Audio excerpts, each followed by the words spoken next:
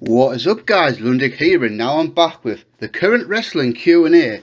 Put this video out a couple of weeks ago, then I've got your responses, and now I'm going to answer your questions, as simple as that. So this one I got a decent response, not a great response. So I think going forward, I'm probably just going to do it as a general sense, because I just kind of get the impression that most of you just aren't really that interested in asking me about current wrestling. I think most of you would rather talk to me about something from the past. That's just the vibes I'm getting from you guys. So we're going to go through the video. This is going to be it'll be a decent one. I can imagine this one maybe going around the 2 hour mark. So I don't have a mega amount of questions, but I do have quite a good selection of questions. And yeah, so here we go. So one thing I just want to address, there are a few questions in here that did break the rules about the current product, but I just thought if I just didn't answer them, I'd probably be an arsehole. So there are a few different questions in here, not a lot, but a few. But I'm going to address it and answer them anyway, because I'm that kind of guy. So here we go. Now, first I just want to address first YouTuber called Waluigi deserves his own game. But for some reason, YouTube was just being an arsehole with your questions. So you posted your questions. Then for some reason, YouTube deleted the comment. I don't know, does anyone else of a channel have that problem? That YouTube just randomly deletes some comments sometimes? I mean, it actually did it last night where some guy commented on I think it was a Great American Bash 2006 pay-per-view review. Same person posted twice, but both times YouTube's deleted the questions. And that's what's happened here. So it deleted your questions, didn't ask you to re-ask them, and you did. And YouTube did it again. However, I've sort of been able to make it work, because I looked at the notification and I just copied off that. However, it does cut it off at question 4, but I can kind of remember what your 4th question was. So your last question is not on here. So if you want that last question answered, type it in the comment section below and I'll answer it by text. That's if YouTube doesn't delete the thing. So let's go. So we're going to start off Waluigi deserves his own game with 4 questions, but he actually asked 5, but YouTube's just been a fucking arsewipe. But anyway, so right, I'll try and is Triple H quietly retired after not wrestling for over 2 years? So yeah, I think he probably is, you know. I mean, I think now even more so than ever, because yeah, like you say, he hasn't wrestled since 2019 now. When I was thinking about this, I thought his last match was actually the one with Randy Orton, a Super Showdown, but when I went to have a look, apparently not. No, I was reminded that he actually worked the Japanese tour later that month, and not later, I think it was in July maybe. And what was his last match to date so far? It's Triple H and Shinsuke Nakamura against Samoa Joe and Bobby Roode on a live event in Japan. That's kind of awesome, to be fair, but no. So obviously he didn't wrestle in WrestleMania 36. Didn't have a match at WrestleMania either of the WrestleMania 37s either. But I'm thinking, because if you know, he had that heart issue recently, didn't he? He had to have surgery. So I'm thinking, even if he wants to, can he medically wrestle again? So, because I don't even think he's returned to work yet in his role at NXT. I'm pretty sure he hasn't even come back to NXT yet. So, like I say, even if he wanted to have one more match, can he? Yeah. So, with his heart condition, can he medically get cleared to compete by WWE? I would say probably not. So, I'm gonna say yeah. I think Triple H is probably retired. I think there's a very, very good chance he'll never ever wrestle again, and that's okay, because I feel like he's done all he can do now. I mean, it's not like for me there's any particular Triple H match that I'm really interested in seeing. So, yeah, I think maybe if he retires now, it would be for the best. Then we got number 2. Now we got is 2021 the worst year of AJ Styles in WWE? There's a couple more questions on this thing, so I'll talk about it here and then elaborate further later on. But yeah, I think so. I mean, I don't think in any way he's had a horrible year or anything. I mean, but he definitely took a back seat, hasn't he? I mean, he's had some really good matches in the ring at times, but yeah, I think this is probably the least he's ever been pushed in WWE, and I sort of get it. I sort of understand why. because he was using him to try and get Almost over, so I kind of understand that. And I feel like, yeah, what's he now, 44, going on 45, so I feel like he's definitely winding down his career now. But I think there's every chance at some point he'll probably get another big match, probably get another world title match somewhere down the line. But yeah, I just think like he's been kind of there this year, hasn't he? Not really doing a whole lot. I mean, he's done the tag team thing with Otis, which has been okay, I guess. But yeah, you're probably right, it probably is the worst year for AJ Styles. Now we got another one like this. Is Lesnar going to win the Rumble and face Reigns at WrestleMania? I think there's a good chance. I think because we're going to talk. I think there's a lot of questions about who's going to win the Royal Rumble and all that sort of stuff. I think one thing's for certain, based off like Crown Jewel and the Aftermath and all that, Reigns and Lesnar are going to battle again for the Universal title. Now, that could mean a couple of things. There's 3 options, I would say. 4 options, maybe. A, you could do it at that New Year's Day pay-per-view that's going to happen on January the 1st. Or you could outright have it at the Royal Rumble. Or, option number 3, because they're probably going to go back to Saudi Arabia in February or early March. You could do it then. But I think there's a good chance he'll win the Royal Rumble. Then they'll do it at WrestleMania.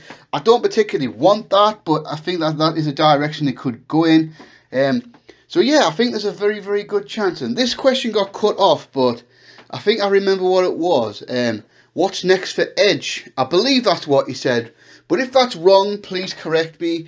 So for Edge, well, obviously you think he's going to take time off now till the Royal Rumble, or early January, going at the Royal Rumble.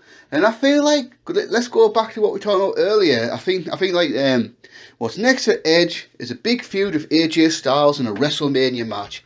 I feel like Edge versus AJ Styles, that feels like a WrestleMania match to me. Because you've got to think how old Edge going to... I mean, he's 48 now, isn't he? By the time Royal Rumble comes back, he'll have been back for 2 years. You're thinking he's got 1-2 years max left. So I think you've got to try and get as many big matches out of Edge now as you can. And I feel like Edge and AJ Styles, that would be a great WrestleMania match, wouldn't it? So that's what I'm thinking. Then we're going to go questions 2 from Axe Ghazi. He's got 4 questions. We've seen wrestlers reduce the high-flying aspects of the moveset, and it usually makes them better wrestlers. AJ Styles was a better wrestler in 2014 than he was in 2006. Finn Balor was a better wrestler in 2020 than he was in 2016, and so on and so forth. Yeah, you're right, I'll say those are 2 great examples. What current wrestlers do you think would benefit from the same? So yeah, I think you're totally right there. I think those 2 are great examples. Another example I would probably give is Shawn Michaels back in his second run. I mean, I've always thought Shawn was probably a little bit better in the ring in the 2000s than he was in the 1990s. So this is a tough one. I'm thinking of 4 people. One who's already in the process, I think, is Will Ospreay. So I think like Will Ospreay's on this in this process anyway. I mean, you look at Will Ospreay now, he's totally different than Ospreay was in 2016, 2017 when he was purely a high flyer. I mean, he's put a lot of size on in the last few years. Wrestles more like an all-round heavyweight. And I just feel that as he approaches his 30s, he's probably going to get away from the high-flying thing entirely and just be more of a wrestler. Now, this is a big one for me, and I feel like it's a tag team. I honestly feel like the Young Bucks. I feel like the Young Bucks are going to have to be doing that soon. And there's a big reason why wrestlers do this later on in their careers, because simply when you get to 36, 37, 38, you can't athletically do a lot of the things you could do when you were 24, 25 anymore. And I think the Young Bucks are... I think Matt Jackson's like 36. I think Matt Jackson's even older than me. But it's getting the point now, okay, they're not even Young Bucks anymore. I think Nick's about 32, something like that.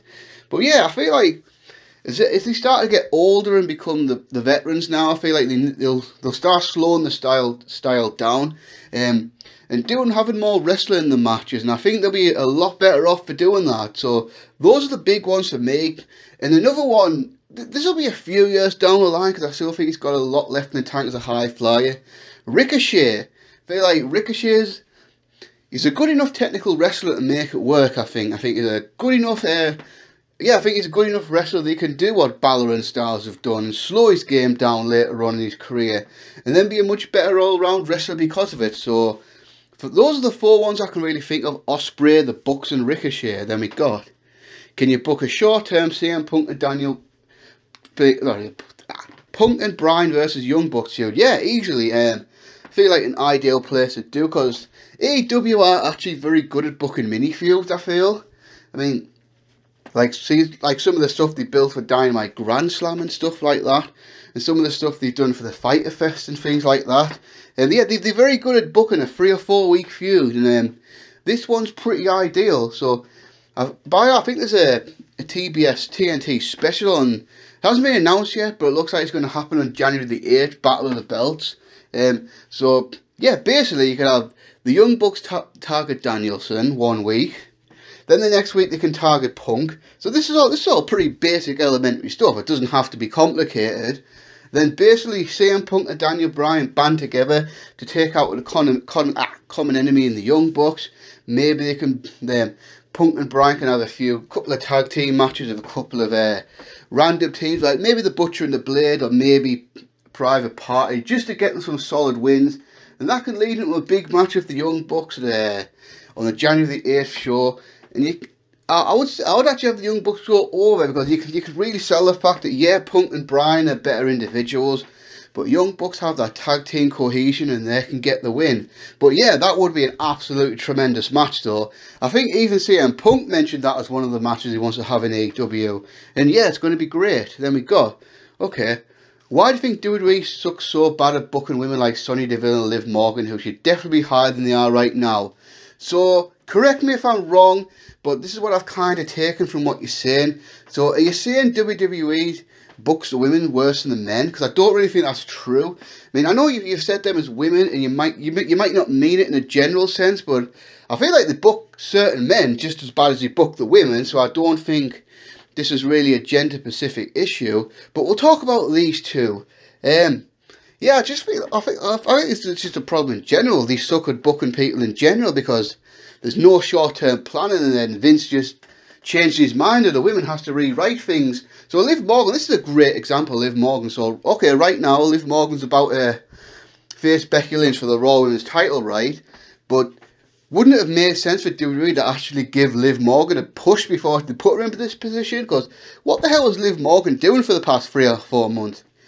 Facing Carmella every other week and getting beat quite a lot, and then now all of a sudden she's the number 1 contender, you know what I mean? So these two in particular, I think it was Sonya Deville. I just think it was rotten timing.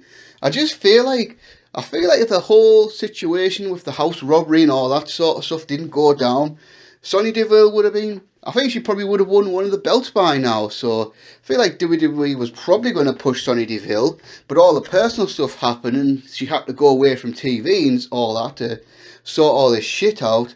Then by the time she's come back, I just feel like she lost all the momentum. Then she came back on the authority role. Now they don't really know what to do with her. And right, okay, so this might get me a lot of hate from a lot of people, but I'm just going to say it. I just don't get Liv Morgan. I really don't. I think she's so overrated. I don't get the hype surrounding her. I think she's alright. I mean, she's a decent wrestler. She's okay on the microphone, but I just don't get this clamouring for fans for her to get a really big push in WWE. I just don't see it. I don't see what makes her special at all. Like I say, I think she's fine. She's okay, but I just don't get it. I mean, there's so many people that stand over it. Yeah, that's right. Stands. I know all the hip cool words. I'm cool. I'm down with the kids. But yeah, I don't get it at all. I really don't. I think she's probably one of the most overrated wrestlers in the world right now. I don't really understand it. I mean, she has a good look, I suppose, and like I say, she's never been bad in the ring, but I can't think off the top of my head of a single memorable Liv Morgan match or a super memorable Liv Morgan promo at all. So I honestly feel like she's just average, and I don't really get why everyone says she should be getting a big push and all that. But that's just me. But really, to answer the general question, I think it's just because WWE are bad at booking more than anything. I mean, look at all the men and women they've bungled over the last 5 years. So it just is what it is now, isn't it? I mean, you just know. This is why I like AEW, because they actually seem to have a clue what they're doing and actually seem to have a plan. And the last question for you, thoughts on WWE's pay-per-view 2022 schedule. So I'm going to get it up and I'm going to have a few little thoughts. Well, where are we at? Mike, pay-per-view 2002 schedule. Why do I have 2002? Never mind. So let's get it up. Yeah, so one thing I find really interesting, and it does, the WWE's going for a lot of Saturdays this year, and I think that's a Nick Khan thing, because I think what it is, Nick Khan's come in and thought, well, in combat sports, which is MMA and boxing, most pay-per-views are on a Saturday, aren't they? It's often a Saturday night pay-per-view now instead of Sunday, so looks like WWE's doing a lot of Saturday nights this year, which I think is really interesting. And I think if this was a traditional pay-per-view, it'd be very successful. But I feel like a lot more people would be willing to stay up and watch it on a Saturday night than a Sunday, because most people don't work Sundays. I mean, I do, but most people don't. So I think it'll make things a lot easier for people. So we've got that new. So we've got two in January, the New Year's Day one, which hasn't been named yet. Two things that stand out to me. There's a space available in February and a space available in October. So that tells me that we're going to have that those are going to be the Saudi shows, I think. And one thing I find, I think is awesome, is doesn't look like we're getting two pay-per-views in between the Royal Rumble and WrestleMania this year. So there'll be no Fastlane. Like, was it this year or the year before, where Fastlane was 3 weeks before WrestleMania? It might have been last year, but it may have also been this year. Because I just feel like having two pay-per-views after the Royal Rumble before WrestleMania, I think we're just actively sabotaging the WrestleMania build. So, say they have the Saudi show in mid-February, that gives them a good 6, maybe 7 weeks to build a WrestleMania without another pay-per-view in between, which is fantastic. Also, what I feel is fantastic is WrestleMania's 2 nights again this year, which I think is great. I think that's just so much better. I mean, I think it just comes across so much better than you can have 2 good 3.5-hour pay-per-views instead of one really horrible long 7-hour slog. Because I think the problem WWE is encountering for these super long WrestleManias, by the time the last 2 or 3 matches were going on, the crowd was just so tired and burnt out, and especially by the time they got to the main event, fans just had enough by this point. I mean, that's just how I feel. But yeah, so I think that aspect of it's awesome. One thing that sticks out crazy to me this year, SummerSlam's in July this year, and not saying it's a bad thing or anything. I think it's just kind of strange, isn't it? Because SummerSlam's always been in August, always has been, and this is the first. So it's currently scheduled for Saturday the 30th of July. But yeah, that could be interesting. I mean, the only other SummerSlam, the earliest SummerSlam ever was 1997, which is on August the 3rd, 1997. So this is going to be the earliest SummerSlam ever, and that's only coming 4 weeks after Money in the Bank in Las Vegas. So SummerSlam's in Nashville. I'm not sure if that's a stadium show or not. It might be, probably will be, I don't know. And then after that, I think, so this isn't confirmed, but it looks like either Saturday, September the 3rd, or Sunday, September the 4th is going to be the UK pay-per-view. What's interesting about that? What pay-per-view's usually on at this time? And that's right, All Out. So it looks like you could have a weekend of a WWE UK pay-per-view and All Out. And before people say about them competing, let me just point out one thing.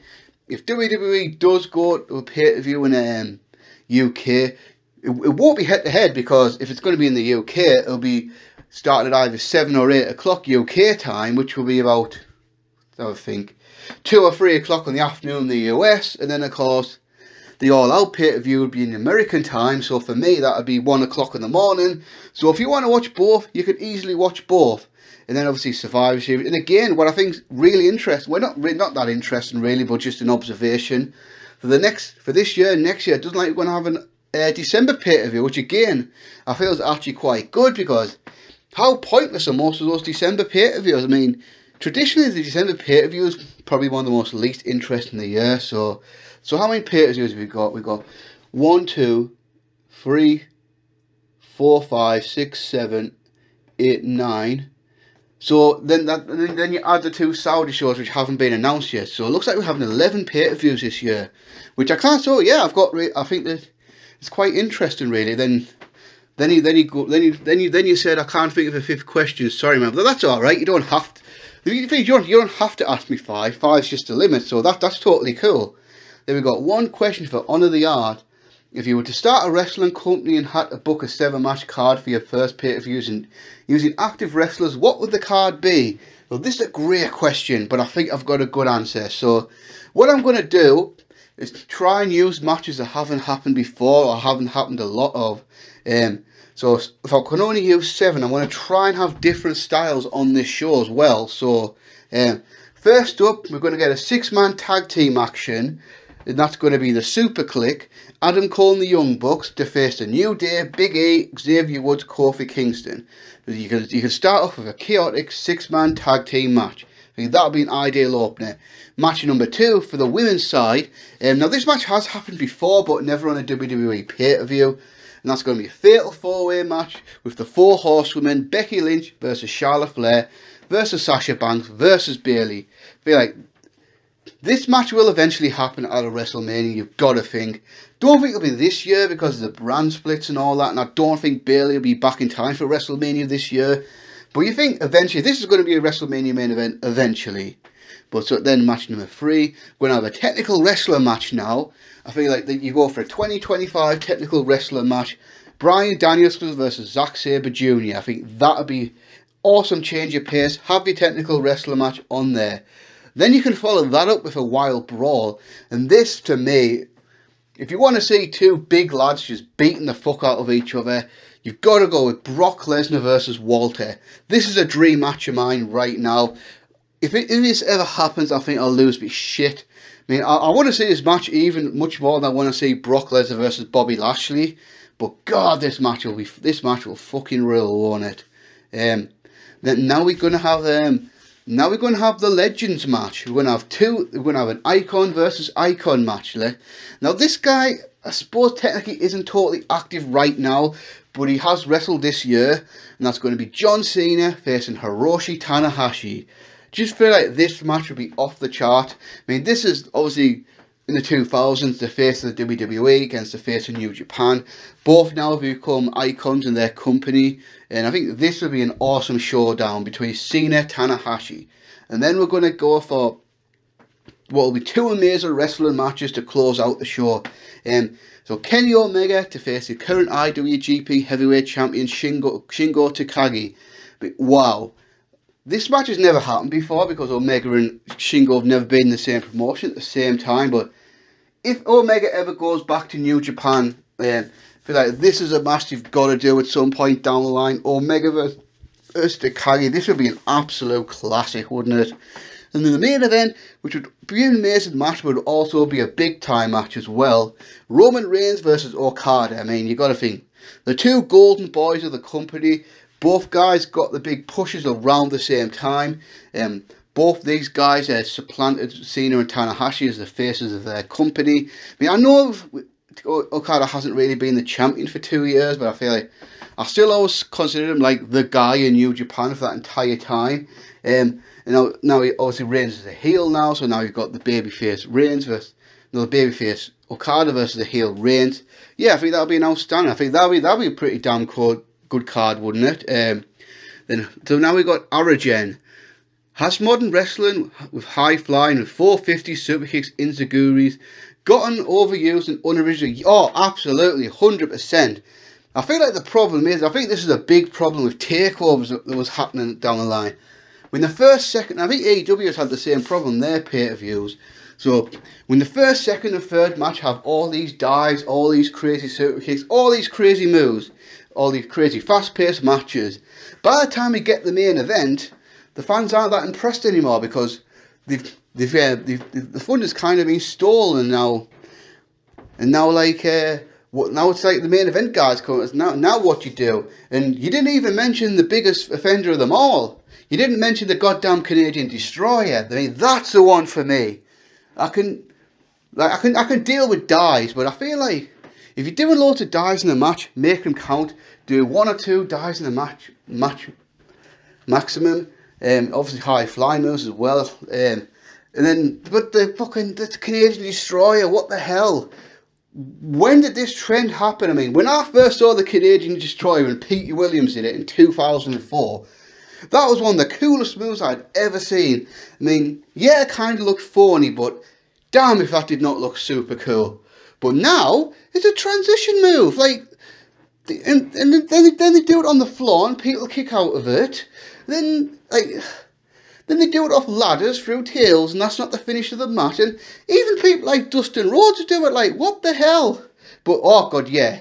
But yeah, this aspect of wrestling drives me absolutely mad sometimes. It really does. Then we got, who do you think are the 3 future AEW champions? So obviously Hangman Page is a new champion now. So I'm thinking the next champion is probably going to be MJF. I think that would make a lot of sense for MJF to finally get the title this year. I think maybe they can do that all out. And then I feel like you could have MJF as a heel champion that hangs onto the title no matter. So kind of like when Ric Flair was a champion, where Ric Flair would get beat up by the babyface every night, but somehow escape with the title by the skin of his teeth. And by the time someone beats him, they'll be very over. And then, do you know who? I think. So then I'm thinking, who could be the next champion after MJF? Maybe that could be Darby Allin. You know, if it's like 2 years down the line or whatever it is. Really, Darby Allin, MJF. Like I said, I think that could headline a pay-per-view, and I think that'd be cool. And then I fancy Moxley to become the first 2-time champion. So I do fancy Moxley, if you could win the title as a heel, then have a heel run as champion. So then after that, who could be the next first time? You got to think at some point Bryan Danielson's probably going to have at least one AEW title run. I don't think CM Punk will, because I don't think CM Punk's that interested in being the champion. I feel like he's more interested in being a special attraction. But so yeah, I think you got to go MJF, Darby. Then I fancy Moxley to have a second reign. But I think at some point Bryan Danielson will probably have a reign as well. Then what is one current dream match of yours that hasn't happened yet? So I actually did a video on this a while ago. I think it was top 15 dream matches involving current wrestlers. So if I have to pick, so I've got a few, but if I have to pick one for you, I would probably say it's got to be AJ Styles versus Kenny Omega. I mean, that match writes itself. There's so much history there, with AJ Styles being the former Bullet Club leader, then Kenny Omega kicking AJ out of the Bullet Club to take over the Bullet Club, and then arguably having an even bigger run than AJ had. I mean, I guess you could say this match wouldn't be as amazing as it would have been in like 2016, 2017, whatever, but still feel like AJ Styles has one last epic match in him, and I think this would be it. Then we got, will Braun Baker be a future WWE Universal Champion? Yeah, you've got to think so, haven't you? I mean, there's a lot more questions about Braun Baker, but you got to think, he's got to be, surely. I mean, there's always a chance that WWE will screw him up, and let's face it, there's a big chance WWE will screw him up. I think on paper it should be an absolute given, right? I mean, on paper he has it all. He's got youth, he's got size, legitimate athletic ability, he's got the intimidation factor. I mean, obviously he's a work in progress in the ring, but I feel like there's a lot of potential there. Great on the microphone. How old are you? About 23, I think he is. So yeah, you think he has all the ingredients to be a WrestleMania headliner and the WWE Universal Champion. So I've got to think he will be. But there's always that doubt in the back of my mind that, well, these creative geniuses have there screwed up many potential stars before. They can certainly do it again. But I'm hopeful. I'm really hopeful. I would like him to get rid of the name, though, because I think Braun Breaker is a hideous name. Could he just be Rex Steiner or something like that? That'd just be, or even Braun Steiner. That'd just be a lot better. But anyway, then the next one is kind of cheating, but I'm going to answer it anyway. Who's your all-time favourite who've never won a world title? So I'll give you two answers. I'll give you one of all time, then I'll do a more modern slant on this one. So of all time, favourite wrestler of all time who've never been world champion, got to be the British Bulldog. I mean, obviously I'm a big British Bulldog fan because I'm British, obviously, as you can tell. And obviously I grew up in the early 1990s, which of course, at that time, Davey Boy Smith was at the height of his career. He was a megastar in England. I mean, and obviously him and Bret Hart are responsible for probably me being the wrestling fan I am today, with that classic match at SummerSlam 1992, the first pay-per-view I ever saw. So yeah, it's got to be him, because if you think like most of the really top wrestlers have been champions at one point in their career, I would say a close second behind Davey Boy's Owen Hart. He, in my top 10 wrestlers of all time, those are the two that stand out that were never WWE champion before. But yeah, it would have been nice if they just had one run of the championship in even 95. I think 95 would have been the time to do it. I mean, you could have had him beaten Diesel, and then Bulldog could have dropped the belt to Brett at Survivor Series, and that could have obviously led to everything that happened in 1996 with Shawn. I mean, you could have even... Yeah, I think that was probably the best time to do it, wasn't it, really? Because I feel like in 1996, no, that was Shawn's time, and he was just too fucked and worn down as a performer by 1999. It would have been a horrible idea. But yeah, and then for a modern slant on this, and this is harder because in this era now with much more frequent title changes, and obviously in WWE you've got 2 world titles, so nearly everyone that's made it on a significant level has become any sort of former world champion at some point in their careers. So I'm going to go with Tomohiro Ishii, who's never been the IWGP champion. I mean, I could have said Suzuki, but Suzuki has technically won the GHC title in Noah, and I believe, I could be wrong, but I think he's even been All Japan Triple Crown champion as well. But Ishii's never had his moment. I mean, I'm not going to lie, if Ishii just had one run as IWGP champion, even if it was like a 2-month reign where he had one successful title defense, I'd be over the moon with that. So say like all of a sudden Ishii just got his moment, got a big main event, won the title. That would just be so great for me, because I mean, he's been one of the workhorses of the company. I mean, how many awesome matches has Ishii had over the last 6-7 years with a wide variety of opponents? I mean, how many people have either had the breakout match or most of the best matches with Tomohiro Ishii? Or there's countless people, really, isn't it, if you think about it. And he's always been, he never even got the Intercontinental title, which I think is kind of a shame, but he was always a never champion. Always had great matches in the G1. I think he's had one title shot in his career, and I felt that's during Naito's first title reign. Don't think he's had another title shot since then, but God, if he ever did, I'd be absolutely buzzing. Then we got Radical Velocity. What is the next big AEW signing you want to see?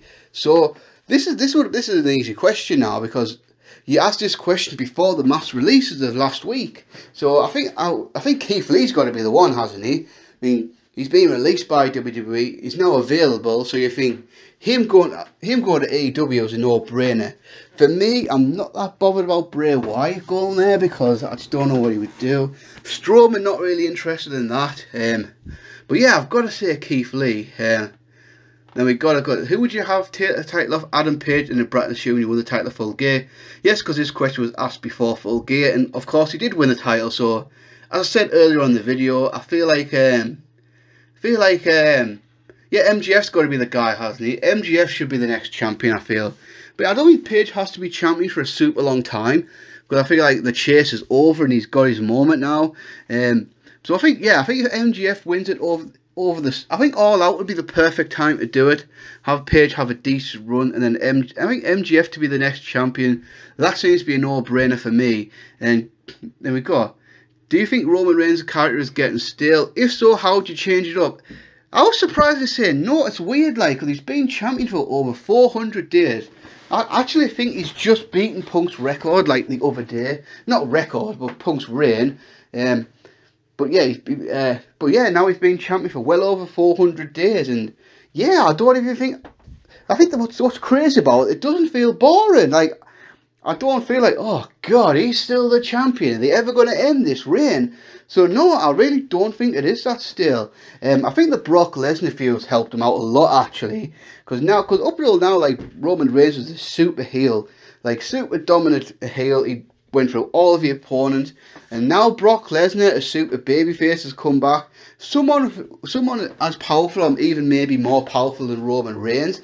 And I think obviously the whole dynamic of Lesnar and Heyman. Now there's a little bit of weakness in Reigns' armour. Now there's a guy out there that Reigns isn't going to bully Brock Lesnar around like he's bullied a lot of his opponents around, is he? And I feel like they've done a good job of showing maybe deep down Reigns has some fever of Brock Lesnar, and he's not really that keen to get in the ring with him. I think one thing they could definitely change, and it's me, every single feud that Roman Reigns had a contract signing, every single one. I think like it's getting like ridiculous and repetitive at this point. That's the one thing I could say that they could definitely change about the Roman Reigns presentation. Stop with these goddamn annoying contract signings. He's done it for literally every feud, from Jey Uso to Kevin Owens to Bryan to Edge to Cena. What was the Finn Balor. He's like, how many times have we seen the same contract signing over and over again? So I feel like he just stopped doing that, because it's getting pretty damn annoying right now. Then we've got another question. This is about AEW. Given that the AEW is getting a bit bloated, which wrestlers would you decide to release? Oh God, you're right about that. I mean, they must have over 100 wrestlers under contract at this point. So I think mainly some of the dark fodder, some of the random people that are on dark that just don't get used. So some people I can point out that like a bit more known. I think Joey Janela, I just don't see a place for him on the roster at all. I feel like I think he's so indie-rific, he just doesn't really fit in AEW. I mean, he had a decent run in the first, 6 months of the company and all that, but what is he there from now? In fact, he just doesn't really need to be there at all. And on the same, Sonny Kiss, I don't get him. He, she, whatever, I don't really know, but just so average and is never really going to amount to anything. Dr. Luther and Serpentino, what are they? I mean, Luther's there because he's a friend of Chris Jericho, but he doesn't really do anything. Then two obvious ones, Brandon Cutler and Michael Nakazawa. Those are guys that are there for no other reason than Brandon Cutler's the Young Bucks' best mate and Nakazawa's one of Kenny Omega's best friends. That's it. They had nothing to the product. They had nothing to either Young Bucks or Kenny Omega's act. They both just completely pointless in every single way, and they're just so lucky to have a contract with a major company like AEW. Like, why? Just get rid of them. They're not really doing anything at all. Just not at them at all.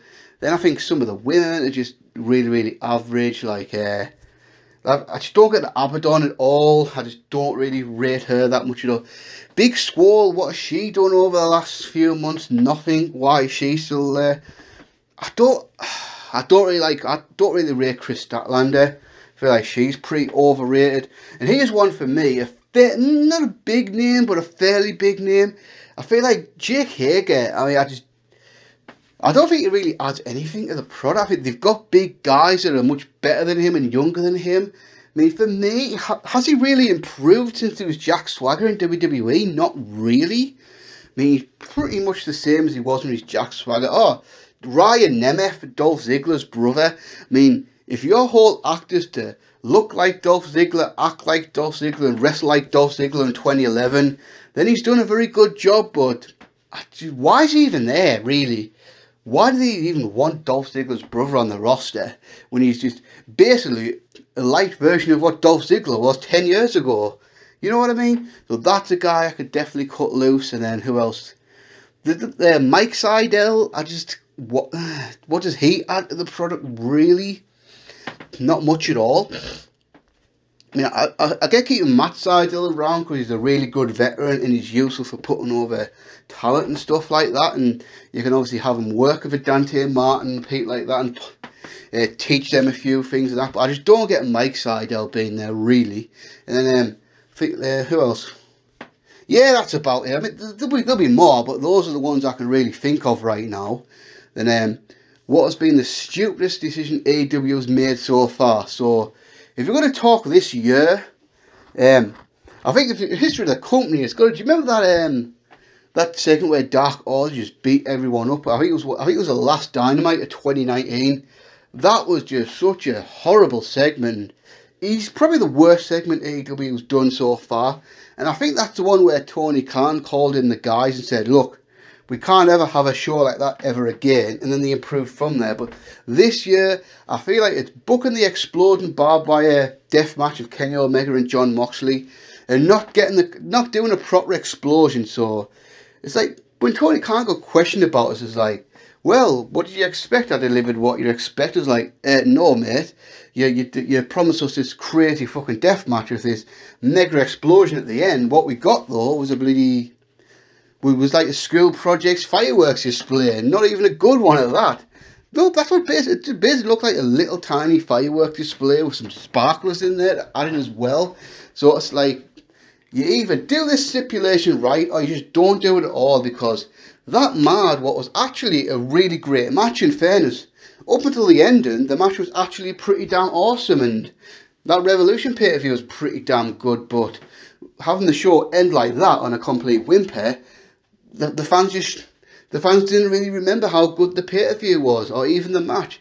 All they were really talking about was that horrifically botched ending. So yeah, it's got to be that one. Like, if you're going to book a crazy death match like that, do it right or don't bother doing it at all. Then we got Honoru Sebiate saying, a few people compare to Rock versus Hogan, but do you think Bryan versus Omega was more comparable to Angle versus Joe?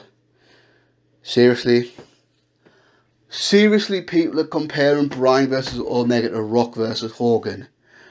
Thank God I don't really use social media that much.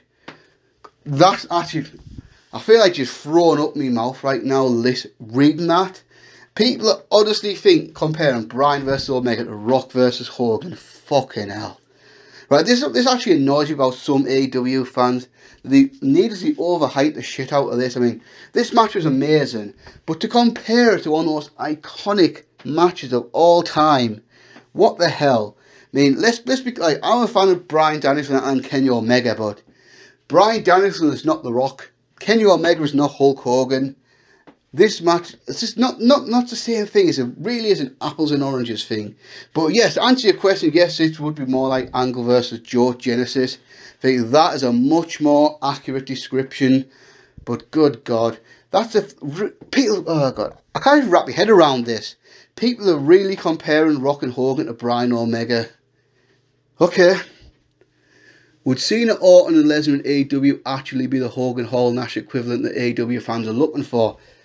Yeah, I guess he would, wouldn't he, really? If they all came in individually, I would say Orton probably not. I don't think Orton would move the needle that much. Lesnar, yes. Cena would be there. Hogan, wouldn't he? If they got Cena, that would be like Hogan coming to WCW in 1994. It would improve so much, but if you have all those three guys in at the same time, you'd think in theory it'd be absolutely huge. It'd be humongous, wouldn't it? But yeah, I think Lesnar, Cena, those would be game changers for sure. Orton, not so much. Because I think Orton's not on the star level that Brock Lesnar and John Cena are, in my opinion. But I think, I see your point though. What have we got? Would Roman Reigns in AEW be the equivalent of Bret Hart in WCW, hype, not execution? Yeah, I guess, maybe. I'm not really sure about that. Obviously, execution, that remains to be seen, because there's no way of telling if AEW would screw Roman Reigns up or not. You just don't know that. But yeah, at the time, Bret Hart was the top star in WWE going to WCW. Obviously, Austin was on the rise at that point, but I feel like you hadn't surpassed Bret just yet. But yeah, I feel like the hype for that would be, it'd be like the WWE's top guy going to AEW. And yeah, so I think the hype would be the same as Bret going there. How do you think pro wrestling outside of AEW and WWE and AEW can re-raise itself post-pandemic? I don't know, because I think though, the pandemic hasn't really affected WWE and AEW, because obviously WWE's WWE. It's got so much money, it's untouchable, really. And then obviously they've got the TV deals and all that shit. And then AEW is obviously bankrolled by a billionaire, Tony Khan. So I would say, I don't know, because I think what the idea what Ring of Honor is going to do, and I think Ring of Honor is pretty much downsized into not having guys under contract now, and going back to its roots, what it was in the old days, just a small indie company with guys coming in and doing shots. So I feel like if they cut costs, really doing small arenas so they don't lose a lot of money, kind of try to get rid of having guys locked in under big contracts and all that. I think that's. And I think they could maybe utilise streaming a lot more. Maybe do some stuff on YouTube and stuff like that to try and get a bit more interest. Or YouTube and Twitch, because I hear Twitch is what the cool kids are using these days. I don't know. I'm not cool. I don't really use Twitch. So I'll say to try and utilise social media and YouTube and Twitch and all that, and then I'll say definitely cut costs by pretty much downsizing to small indies and not having guys under contracts anymore, and try and run some more live events to try and draw some interest, basically. Then ranking down the current world champions: Roman Reigns, Big E. Well, actually, okay, I'll answer this question anyway because this was asked before Full Gear. So Big E, Roman Reigns, Kenny Omega, and Shingo Takagi. So I'll do it as though Kenny Omega's still the champion, even though he's not. So out of the four, I think Big E's got to be last. Simply be not to hate on Big E, but I think simply put, Big E's only just started his title reign, hasn't he? He hasn't done anything significant yet. I mean, he's beaten Bobby Lashley, he's beaten Drew McIntyre, but I think his reign's a work in progress so far. And then reign after that is probably Shingo, because again, hasn't had a long title reign yet. I mean, he won it in, was it July that he won it in, when he beat Okada? Or maybe it was June. So he's only had 2 title defences, one amazing match of Tanahashi in the Tokyo Dome, and then one not amazing match of Evil at the MetLife Stadium, which I haven't actually watched that match yet. I think it is requested on a review, but I've not watched that.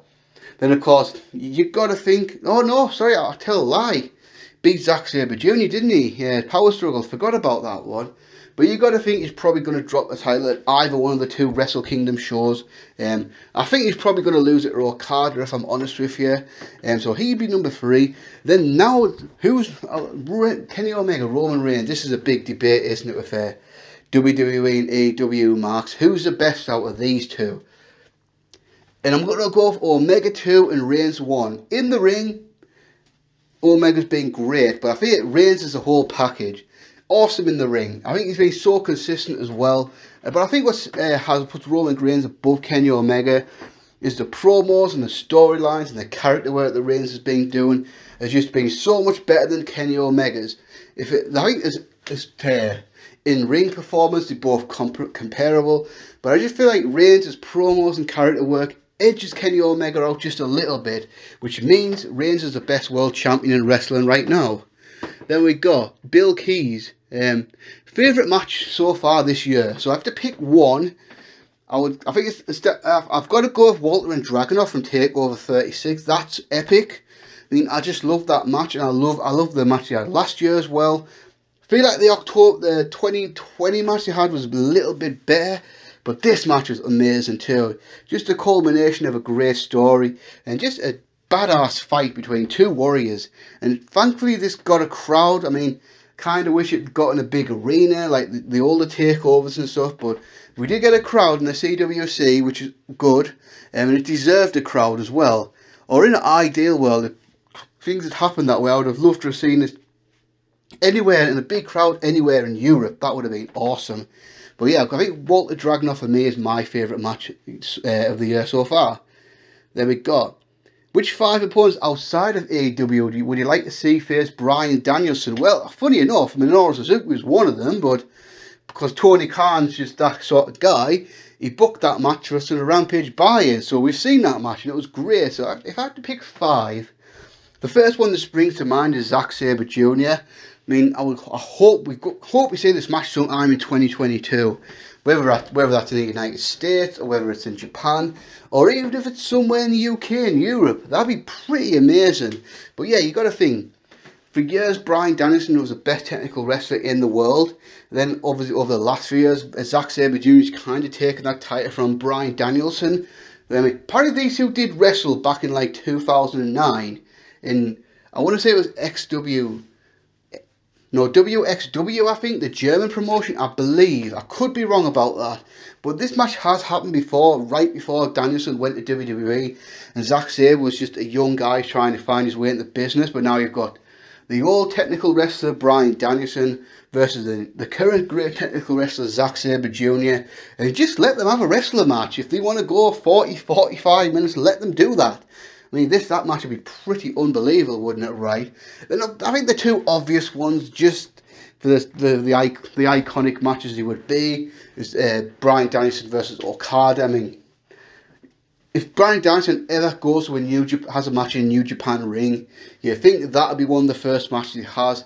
Whether that's a Dominion, they could do that for Dominion, because I think if he was going to do something in the Tokyo Dome for Wrestle Kingdom, they probably would have started building to it by now, because we're getting close to the showtime.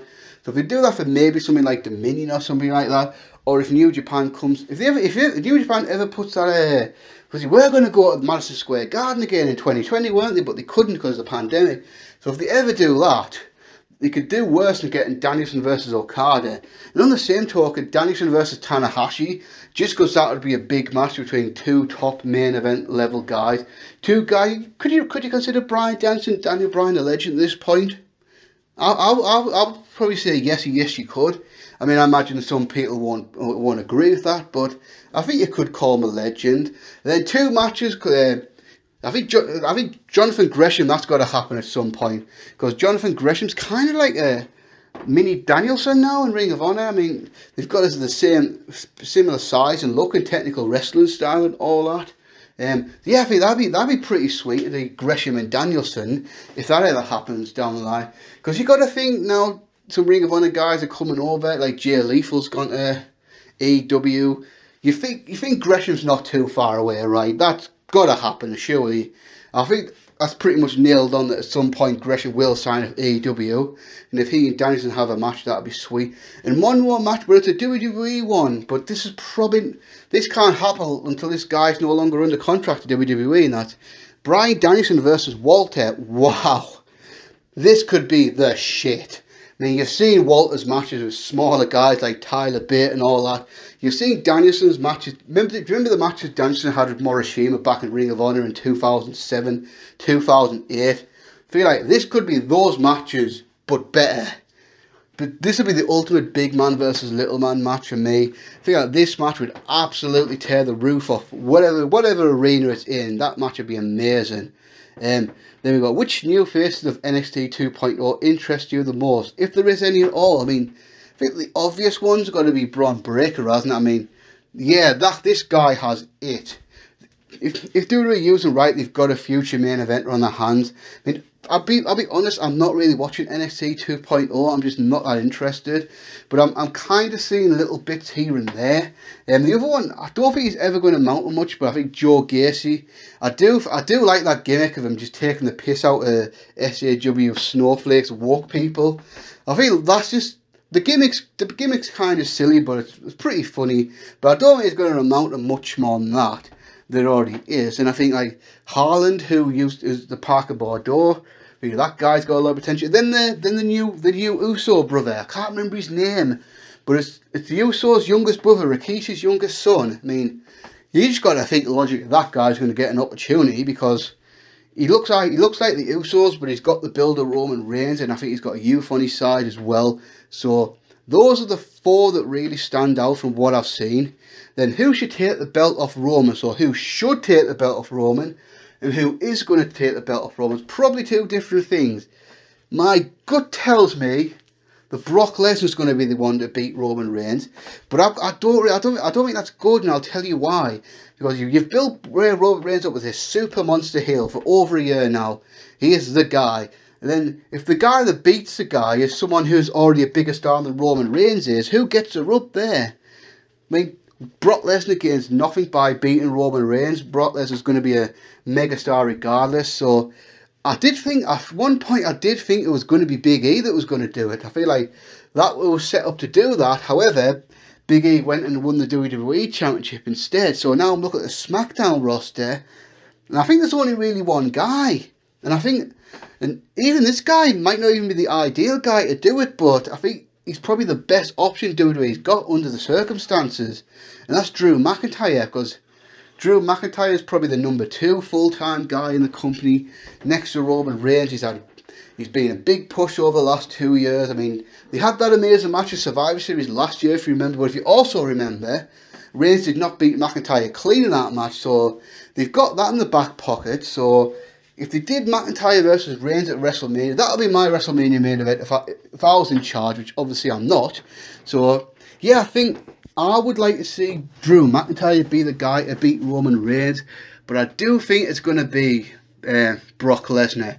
Is there any new wrestler this year that's caught your attention? Yeah, I would say the obvious one, Daniel Garcia. I mean, this guy's just a young guy, but this guy's going to, if you can develop personality and stuff like that, and like maybe once he gets a bit more experience, that guy's going to be really, really something.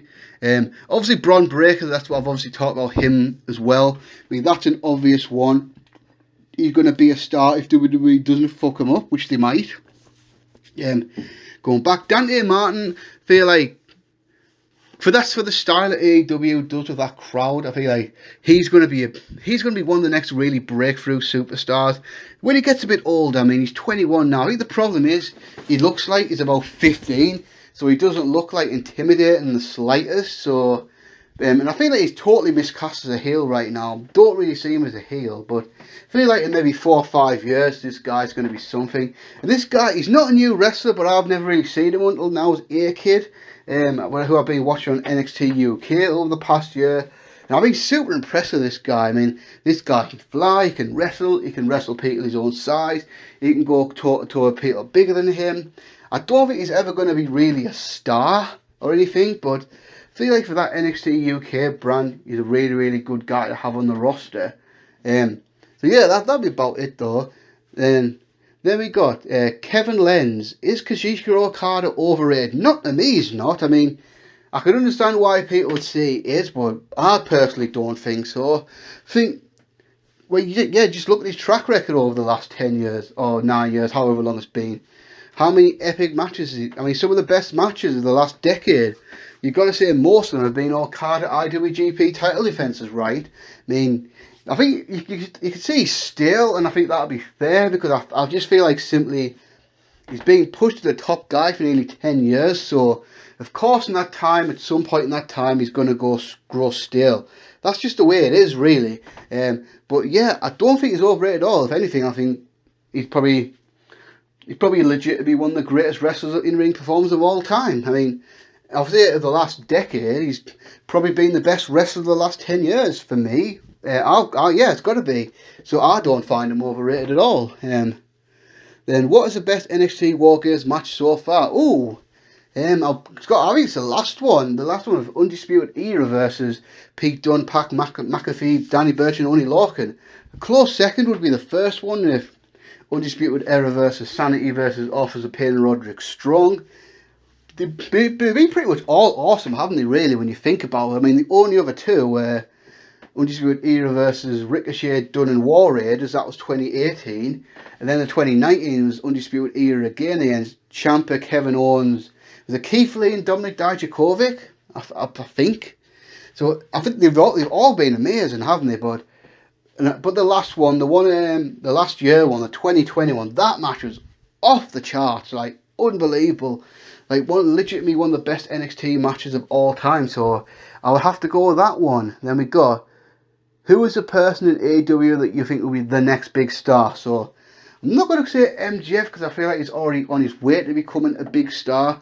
And I think like also Darby Allin similarly is on his way to becoming a big star. So I'm going to say it's like someone who's not yet on that level who I think is going to be. I think the obvious one is Daniel Garcia, because now he's officially signed to the company. Daniel Garcia is All Elite.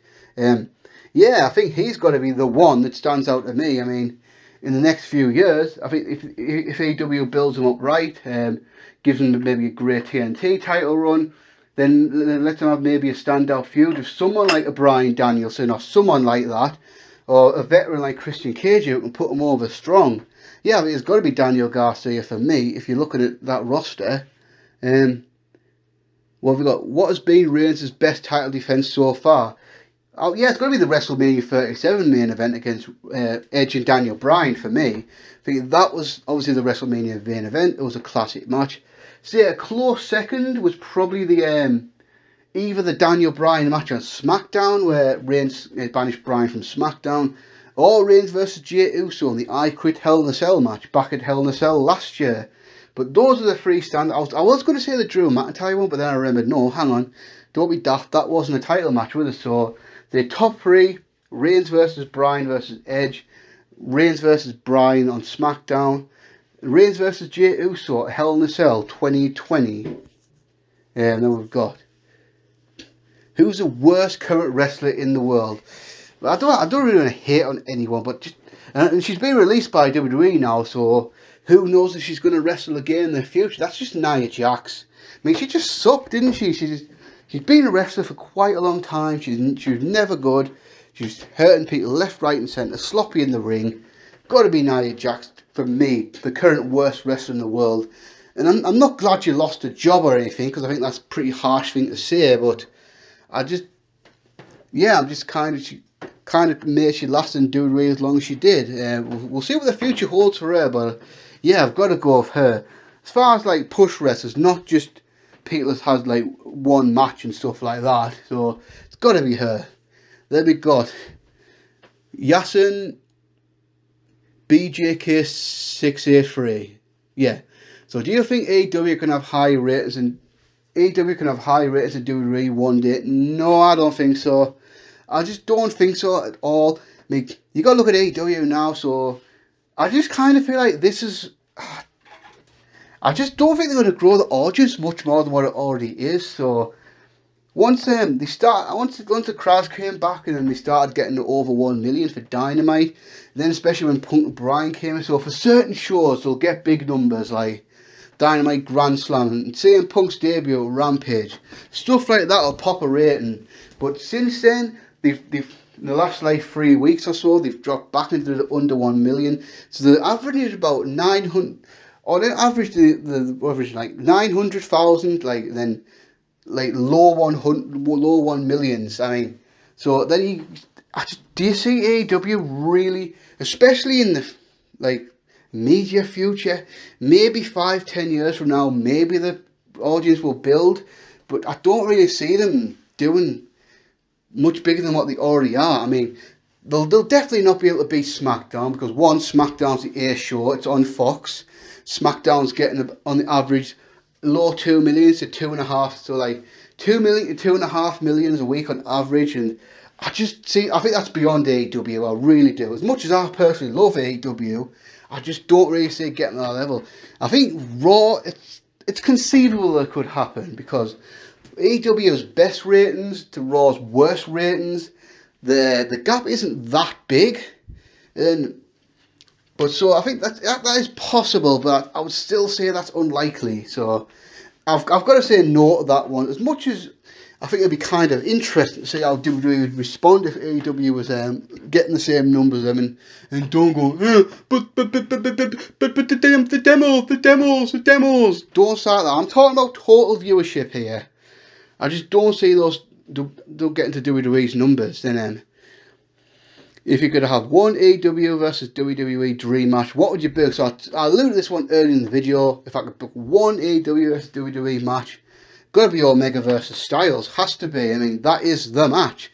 That's the match we might never ever see, because I don't think Omega's ever leaving AEW, and I could easily see AJ Styles retiring with WWE. I think AJ Styles has generally been happy in WWE, so I just don't think that'll happen, but that's the one for me. Then we got, who should Roman lose the belt to? I've answered this one early in the video, so I'll just reiterate it again. For me, he should lose it to Drew McIntyre. I think that's the best option right now. Then we got Diesel 101 Raw. Force on Braun Breaker. I think the dude has serious potential. Yeah, as I've said earlier in the video, yes. I think you're absolutely right. The guy he's got it, hasn't he? He's got youth. He's got size. He's got athletic ability. He's got intense power. Green in the ring, but that can obviously be improved. And he's got the promo skill. So someone said it right. He looks like Rick Steiner, but he sounds like Scott Steiner. Not sure if that's a winning combination or not. But yes, as I've said earlier, the guy, he should be a WWE champion. If he's not, then that's the fault of creative, not him. Then we go, so has AEW had an awesome world champion? I would probably put Moxley in that category, because obviously they've had 3 champions, haven't they? Jericho, Moxley, Omega, and now Page. But obviously Page literally just won the title a few days ago, so you can't say whether he's a good champion or not. Chris Jericho, I think he was the right guy at the right time. I think Jericho was the right guy to be the first champion, because AEW was going on to TNT, and they needed a big star that the casual audience would know to try and get them into the show. And I do feel like for what it was, Chris Jericho did a great job. I mean, you look at those early AEW shows, he was really carrying the product on his back in the first 6 months or so.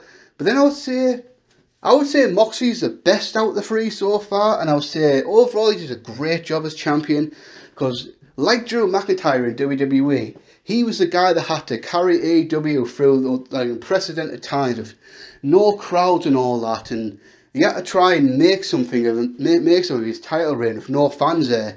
I think Drew McIntyre had the same challenges in WWE, and I feel like Jon Moxley had the same challenge in AEW. But overall, I would say Moxley held the belt with a lot of pride and class, and really, I would say Moxley was an awesome champion. Then I would say Omega in the ring, fantastic, but I just feel some of the character stuff has been really, really cringe. Some of the stuff he's been doing with Don Callis and all that, and some of the cheesy aspects of the Elite stuff, like, oh god, when they did the fucking Space Jam parody, and especially when they did the Ghostbusters crap a few weeks ago. And then I think overall, I think Kenny Omega's probably overrated on the microphone. Don't think Kenny Omega's a great promo, I really don't. I think there's an obvious reason why Don Callis is his manager, and that's because Kenny Omega's fairly bland on the microphone, if I'm being honest with you.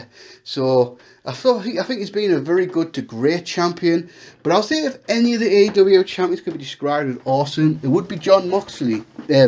Thoughts on Sting wrestling? Wow, yeah, it's crazy, isn't it? Like, we thought Sting was done in 2015 in WWE, but here we are, 6 years later. Sting's what? I believe he's 61, 62 now. I think he's 62, something like that. And he's wrestling, and not only is he wrestling, he's wrestling at a pretty damn good level. Now, I think this AEW has been very, very smart and booked Sting accordingly, because I've seen people complain and say, well, you don't complain about Sting wrestling AEW, but you complain about Goldberg wrestling WWE. But I'll say, big difference there. There's a big difference between Goldberg having world title matches on major pay-per-views with top guys like Bobby Lashley and Drew McIntyre and the Fiend last year, to Sting coming and wrestling tag matches with Darby Allin. So AEW has been very, very smart about this. He's only had tag matches so far. Obviously the first one with Cinematic, the one with Starks and Brian Cage. But I would say I've honestly enjoyed every single one. Then he had his first live match in 6 years at Double or Nothing with Scorpio Sky and Ethan Page. Then he had a fun little match on Dynamite with 2.0. Then the one I probably enjoyed the most was the one with FTR, Dynamite Grand Slam. So if AEW keeps him in tag team matches, because I think a proper singles match is probably beyond him at this stage of his career. So there's no way he's wrestling Kenny Omega in a big pay-per-view, or Bryan Danielson, or Jon Moxley, or someone like that, right? I just think that's beyond him, surely. I mean, he could maybe have a match with another legend like Chris Jericho, and it'd be all smoke and mirrors and stuff. Or maybe have a cinematic match with somebody like that. I think that's a possibility. But I feel like AEW has done a fantastic... To be fair, I think AEW has done a far better job of using them than WWE ever did in the last run. So I'm actually loving Sting's AEW run right now. I think it's been pretty fucking awesome. I mean, if he has maybe 2 or 3 more matches and then retires for good, I would call his AEW run a success. And then another one. Thoughts on how WWE's been using AJ Styles lately. So I looked at this one early in the video, but yeah, it hasn't been particularly great, has it? It's a funny one, because I kind of understand why. Because they're using AJ Styles as star power to try and get Otis over and work at Otis to in theory improve Otis. So do kind of get that. I kind of get why they've done it. And obviously AJ Styles is getting up there now. He's 44, 45, so he's not exactly a young guy that needs protecting anymore. But yeah, it has probably been his worst year in WWE. But I feel like probably some point again AJ Styles will do more single stuff in the future and have some more great matches. But yeah, it hasn't been particularly great. But I kind of give him the pass, because I kind of understand business wise you want to try and get the 7-foot monster Otis over. But yeah, so I just feel like, yeah, he's definitely taken a back seat, hasn't he, overall. Then last question. Should Shawn Michaels have one more match of AJ Styles to make up for Dax vs. Brothers Destruction? Nah, not really. I mean, I don't really want to see him back in the ring. I don't think it's going to happen either, because by all accounts it looks like Shawn Michaels really regrets breaking his retirement vow for that match. And you know what? Let's just forget about it.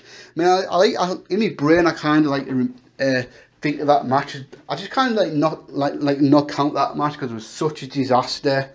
And if you did have a match with AJ Styles, would it be really that great? Because you think AJ's what, 44, 45?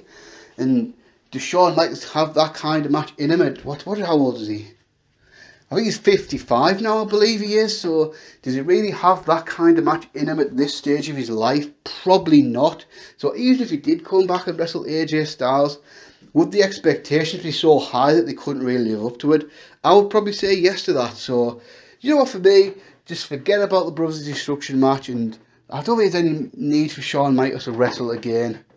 Then we got Redarable. Is that how I pronounce it? Who do you think will be the breakout star 2022? Right, so here's one for me that I deliberately not mentioned this guy in the video because I knew this was coming up, and who I think will probably be the breakout star of 2022. And it depends on a few factors, doesn't it? And the guy who I think is going to really be a big star in 2022 is Gable Steveson, the Olympic gold medal winner that WWE signed.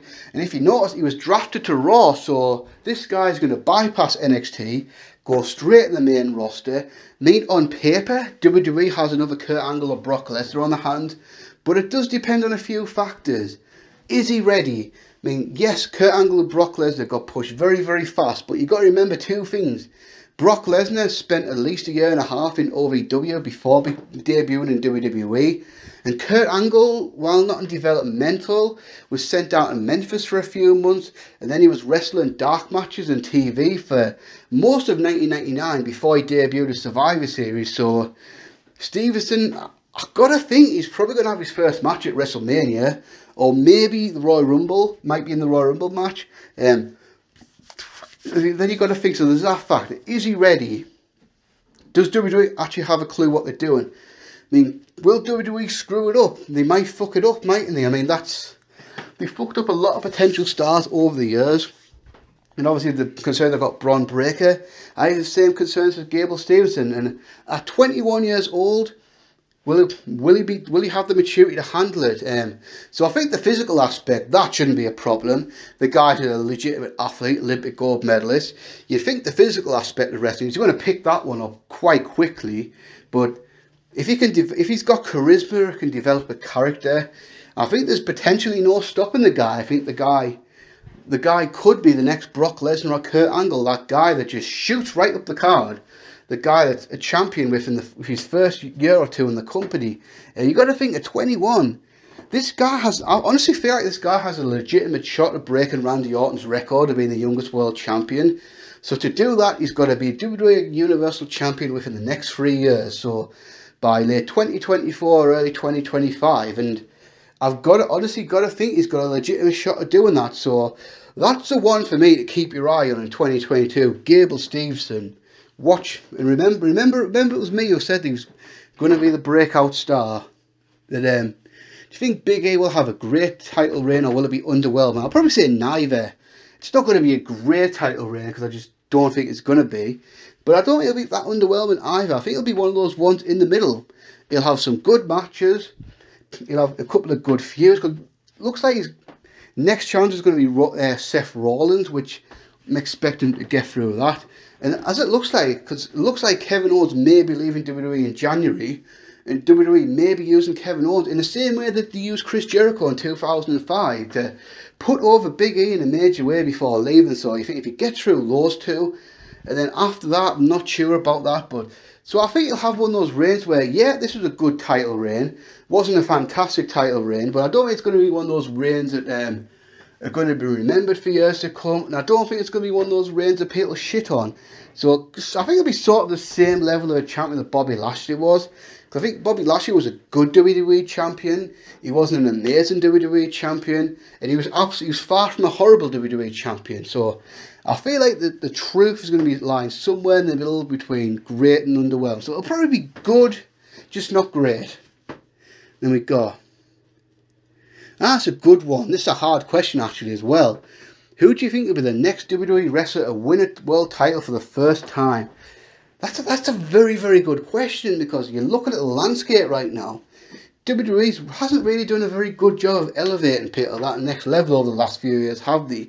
So as I said earlier, the next Universal Champion is probably going to be Brock Lesnar or Drew McIntyre. And then, so I think for the next while, the Universal title is going to revolve around those three guys, Reigns, McIntyre, and Lesnar. So I'll rule any new first Universal Champion out for a long time. So then now you're going to go for the WWE title scene, and then you think, I think the next champion is going to be Seth Rollins. I mean, that's who I would probably have be the guy to beat Big E, but obviously he's been WWE champion before.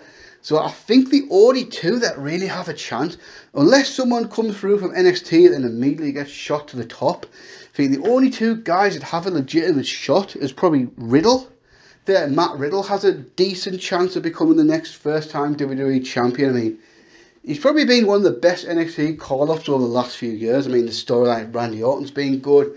You've got to think that's going to culminate in a match at WrestleMania, where you think Orton's probably going to put Riddle over. Then you think Riddle will either go for the title, or he might win the Money in the Bank next year and then become champion later on next year. And the only other guy I can think of with half a chance is Damian Priest, because along with Matt Riddle, this has probably been the guy that's had the best push from NXT over the last several years. I mean, I was utterly convinced that Keith Lee was probably going to be the champion at some point, but that never happened. And then they totally fucked Karrion Kross up as well. So I think the only two I can really think of that stick out that really, and this is even half a chance, I don't even think either has a great chance as Matt Riddle and Damian Priest. There we go. Right, so that's a good right. So what was the worst decision made by a major company right now? For me, it's got to be the entire situation with SummerSlam with their SmackDown Women's Championship. So let me just break this down for you, so we can get a clearer idea of this. So it started off, it was going to be Bianca Belair versus Sasha Banks for the SmackDown Women's Championship, right? Then at some point, a few days before the show, it was known that Sasha Banks was not going to be on this show, and quite honestly, I don't think we've never had a real explanation as to why.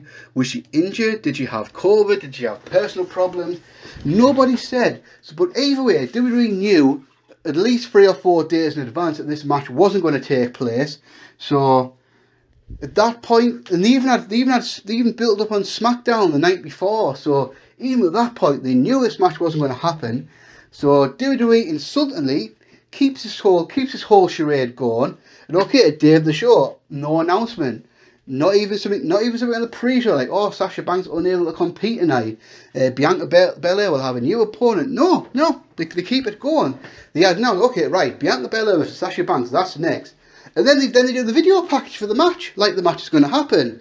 And then we get to the ring, and then Greg Hamill just casually announced, oh, no, this match isn't going to happen now because Sasha Banks isn't here. No explanation as to why. No, Sasha Banks is injured. I mean, at the very least they could have done is then cut away to something there. They could have pre-taped this at some point, where they showed Sasha Banks knocked out by a mystery person with the doctors there declaring Sasha Banks unable to compete. So no. So apparently now Sasha Banks unable to compete. And then a replacement Carmella, which is like, really car fucking Mella. And then obviously after that Becky Lynch comes out, and like, okay, Becky Lynch comes out, and then Becky Lynch beats Bianca Belair in what, however many seconds it was, to totally squash her, totally cut her legs off, then become the SmackDown Women's Champion. So you advertised the entire thing, did the whole switch and bait, didn't even offer an explanation as to why, brought Becky Lynch back, then had her win in the most underwhelming way possible. And yes, the whole Becky Lynch and Bianca Belair thing after that, actually, the storyline after that was actually pretty decent.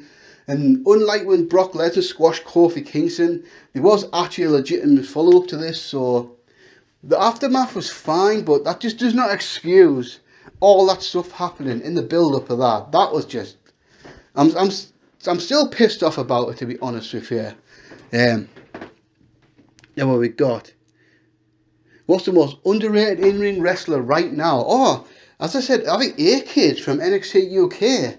He's probably the pound for pound, maybe the most underrated wrestler in the business right now. Don't think he's going to be a really big star because he's more just like a generic wrestler who doesn't really have much personality about him, but in the ring, pretty damn off. I mean, he's had a lot of gems in NXT. I mean, he did a really good job when he was Heritage Cup champion. Had a lot of good matches with people like Tyler Bate and Noam Dar and all that. Had an awesome match with Walter earlier on this year. Had a great Iron Man match with Jordan Devlin this year. Then also he had probably one of the best matches that I bet most of you haven't even seen yet. There's a NXT UK Championship match with Ilya Dragunov about a month ago. Seriously, if you haven't seen that match, absolutely 100% check it out. You won't regret it, I promise. Then we got Super Mario Marvel Wrestling. Was 2021 a great year for AEW or WWE? Wait, to be simple as I can be, for WWE, no, it hasn't. I mean, let's just be polite. 2021 has not been a great year for WWE at all. Though it's been, because I think pay-per-view quality has been pretty consistent.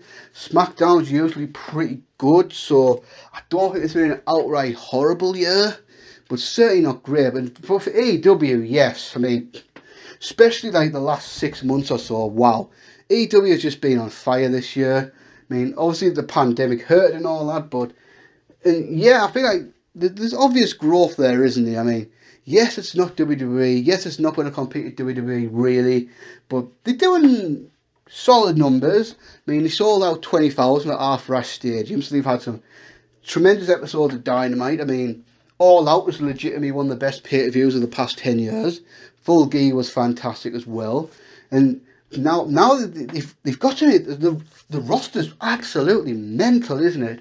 I mean, you've got legends like Bryan, Punk, Christian Cage on there, Chris Jericho, top guys like Jon Moxley, Kenny Omega, and people like that, Hangman Page, amazing tag teams like the Bucks, Lucha Bros, FTR, then people like Eddie Kingston and all that, and then guys that are going to be major stars like MJF, Darby Allin, people like that. Just the roster's unbelievable, isn't it? So yeah, I would definitely say it's been a great year for AEW.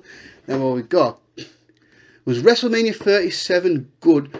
Good, not great. I don't think it's not going to be one of those ones where 5 years from now we're going to go, God, can you remember how awesome WrestleMania 37 was? But overall, the two shows were pretty damn good. I mean, I think the two main events, more than delivered. Sasha Banks versus Bianca Belair was excellent, as was the Roman Reigns versus Edge versus Daniel Bryan match. But just overall, a lot of fun. I think I'm getting the nights mixed up, but I think night one was probably the best show of the two, from what I remember. That was Lashley versus McIntyre. That was a great opener. The Bad Bunny match was really a hell of a lot of fun, wasn't it? Then we got the Cesaro versus Seth Rollins. That was really good. And I'm pretty sure Owens and Zayn was night two. I could be wrong about that, but I don't think I am. Owens and Zayn was night two, wasn't it? I think. But yeah, I think night two wasn't as good. I'm trying to think what else was on that show. Rhea Ripley Asuka was pretty good. Not great, but pretty good. Then yeah, so I think overall there was a lot of fun stuff on there, but it was definitely a lot better than 36. Don't think it was as good as 35, but I think it was probably better than both 32, 33 and 34. Maybe not 33 so much, but definitely 32 and 34. So I would say over the last 5 or 6 WrestleManias, it's probably not one of the absolute best ones, but it was far from the worst one. There we go. What was your favourite AEW match? So this year, well, it's going to be kind of a spoiler, but whatever. But Bryan Danielson versus Kenny Omega in Half-Rash Stadium. But in the history of the company, it's got to be the Revolution tag match of Omega and Page versus the Young Bucks. That was just unbelievable match. Now, we're quite far in this video now. We're going to keep going. Then what have we got?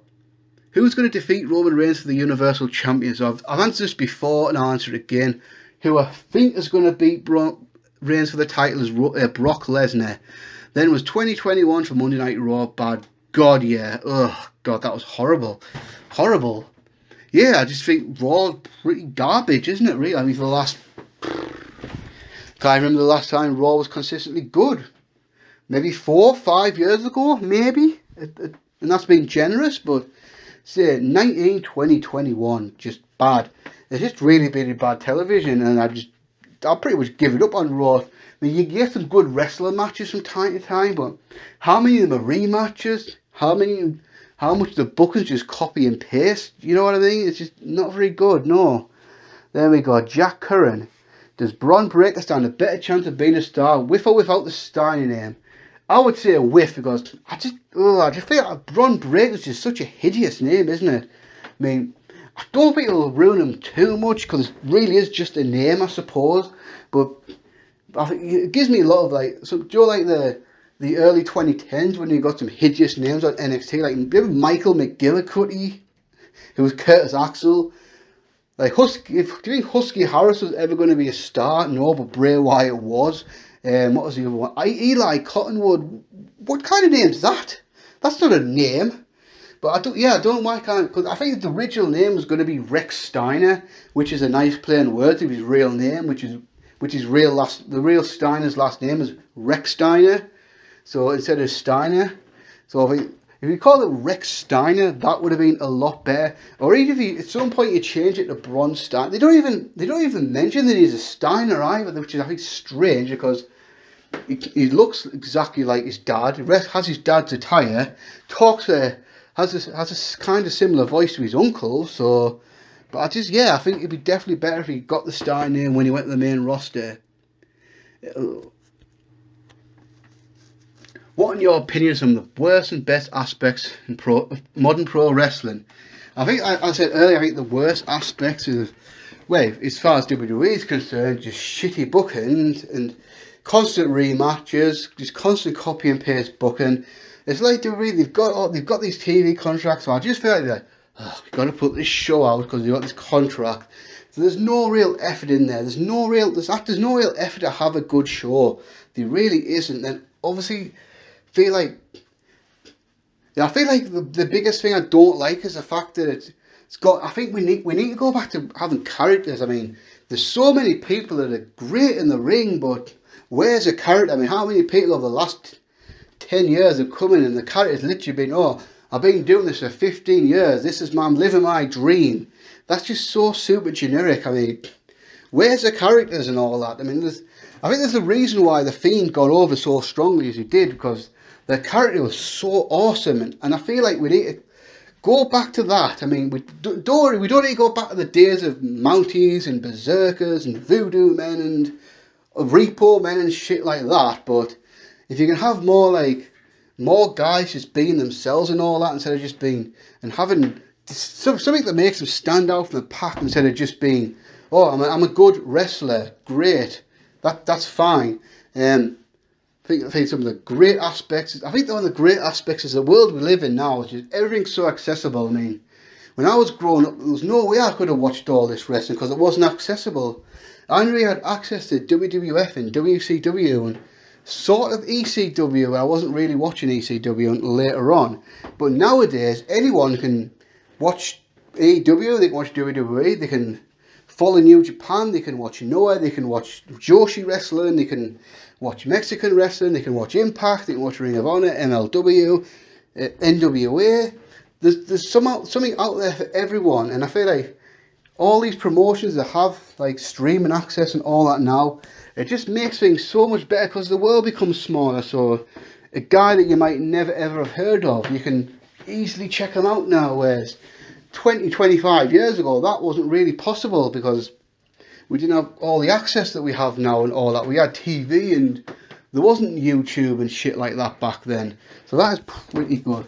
And I feel like, especially in AEW, I feel like the crowd, the enthusiasm, the energies of the show is just great nowadays.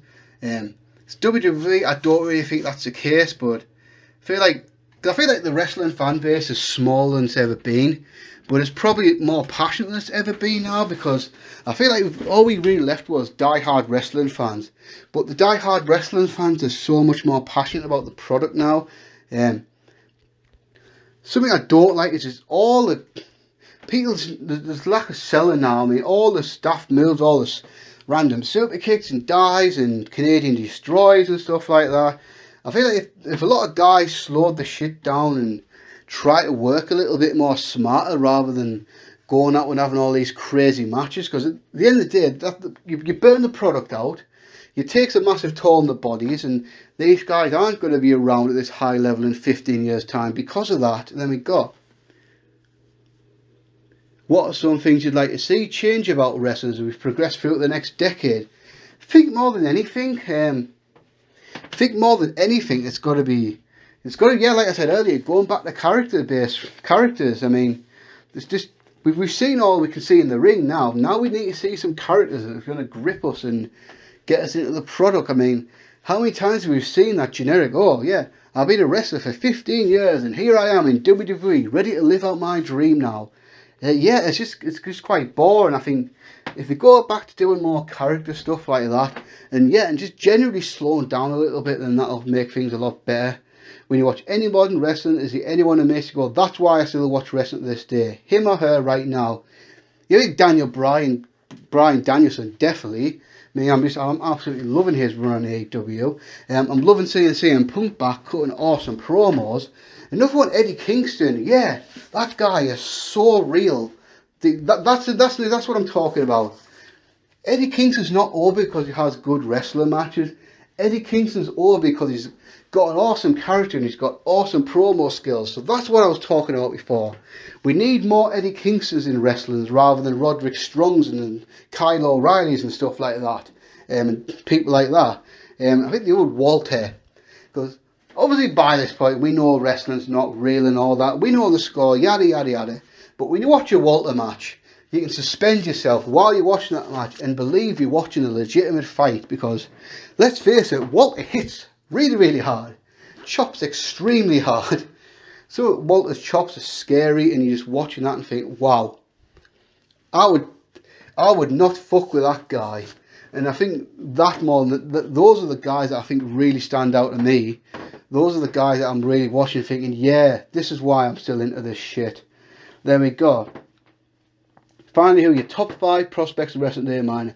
Braun Baker, Joe Gacy, Powerhouse Rocks, MJF, Ricky Starks. So I'll say the ones I agree with you on, I think MJF, but I feel like, yep, he's already almost there. I don't really see it in Joe Gacy. I think, yeah, the gimmick's good and all that, but I don't think it's going to be more than it already is. Braun Baker, that's an obvious one as well. So the ones to me, like I said earlier, Gable Stevenson, you've got to think, if all goes well, that guy's going to be a top guy. I think Ricky Starks is a good one, but so yeah, I think like he's just waiting to do something great in AEW. And I think another prospect, I think Brian Pillman Jr. is just waiting for that big match and big feud. He had it with MGF, but the feud pretty much lasted like 3 weeks, 4 weeks maybe. That was about it. But I feel like once he gets a big storyline that he can sink his teeth into, the guy's going to move up the card and maybe not be a main eventer, maybe not a main event guy, but definitely could be a strong upper mid-card player for AEW. Then we got Dope King. Is there any chance Tommaso to do well on the main roster? Not really. I don't really see it. And I think he's probably not going to go to the main roster now, because he's obviously the NXT champion again, and I think he'll be the champion for a little while. I think it's just going to be that guy. I think they're going to keep him and Gargano onto the NXT until the contracts run out. But I just don't see it. I feel like I think Ciampa could. I think he's got the ability to do well on the main roster. I mean, there's no doubt about that. But will WWE see? I mean, how old is he now? I think he's like 37 now, and he's been injured quite a bit in his career. So they probably think the longevity factor. Do we really need to have a big investment in this guy who might not be around in 5 years' time? So, and obviously he's smaller and all that. So no, I just don't really see that. I don't really see it happening from on the main roster. Who do you think should work with Punk later on in AEW? Oh, all the big names, and they all going to. I mean, Kenny Omega, CM Punk, that's obviously going to happen at some point. Obviously, I want to see him working off Eddie Kingston. I think Punk and Malachi Black, I think that'd be pretty damn cool. I think at least one time we'll see CM Punk versus Bryan Danielson in a AEW ring. At least once. You've got to have at least one match on an AEW show. I think think when John Moxley comes back, I mean, Moxley and Punk, that'll be a great feud. And this one I've been thinking about, actually. And I don't know what you guys think about it. So I think, obviously, we all know what's happened with John Moxley and all that. So when John Moxley's cleaning all that and he's back, does AEW go back to CM Punk being the straight edge guy like he was? Do you remember, like, the sort of feud he had with Raven, Ring of Honor, and then the feud he had with Jeff Hardy in WWE, and really, like, rip on Moxley for being an alcoholic and all that, and then that he's weak and he's not strong like CM Punk because he's straight edge. Does he really go there, or does that sort of thing not really work in 2021? Am I just a little bit out of touch here? I think it'd be pretty fucking awesome, but I do question whether in this super PC world we live in now, whether fans will just get offended by this storyline, and then we'll have social media outrage and all that. What do you guys think? Do you think CM Punk going full blown straight edge and really ripping at John Moxley's alcoholism is a good idea for 2021, 2022? Not sure about that. Then where do you think of those? Well, this is how you phrase this. Where do you think of those ROH workers go? So I think you mean, where do you think the Ring of Honor workers are going to end up? So obviously you asked this before Full Gear. Now we know the answer to one of those questions. Jay Lethal's now gone to AEW, signed for there. Now I'm not as clued up on the Ring of Honor roster as I would like to be, so I'm not I don't really know the roster that well. And now I think as far as WWE, I think if Triple H still had all his full power in NXT and he was still in indie mode, a bunch of them would have went to WWE, wouldn't he, right? So, but I'm thinking the only one that I can really see going is Brody King, because he's got the size WWE wants, he's got the youth on his side, so he would be the most obvious candidate to go on to WWE and NXT. I think there's half a chance that someone like Dalton Castle might do it, maybe, because I feel like he's got the promo skills to really do something in WWE. I think Bandito and Rush could definitely end up in AEW. I feel like they might do the thing where they work they just go back and do CMLL AAA stuff, but occasionally show up on Dynamite and stuff like that. No, I think I'm thinking of Rush, Bandito, Dragon Lee. Those guys, I feel like they could go in and out of Mexico and AEW, and probably do stuff in New Japan as well. I think I'd like to see Gresham do the indie thing for a while first. Go to MLW, go to Impact, do some stuff for the NWA, work the New Japan strong shows.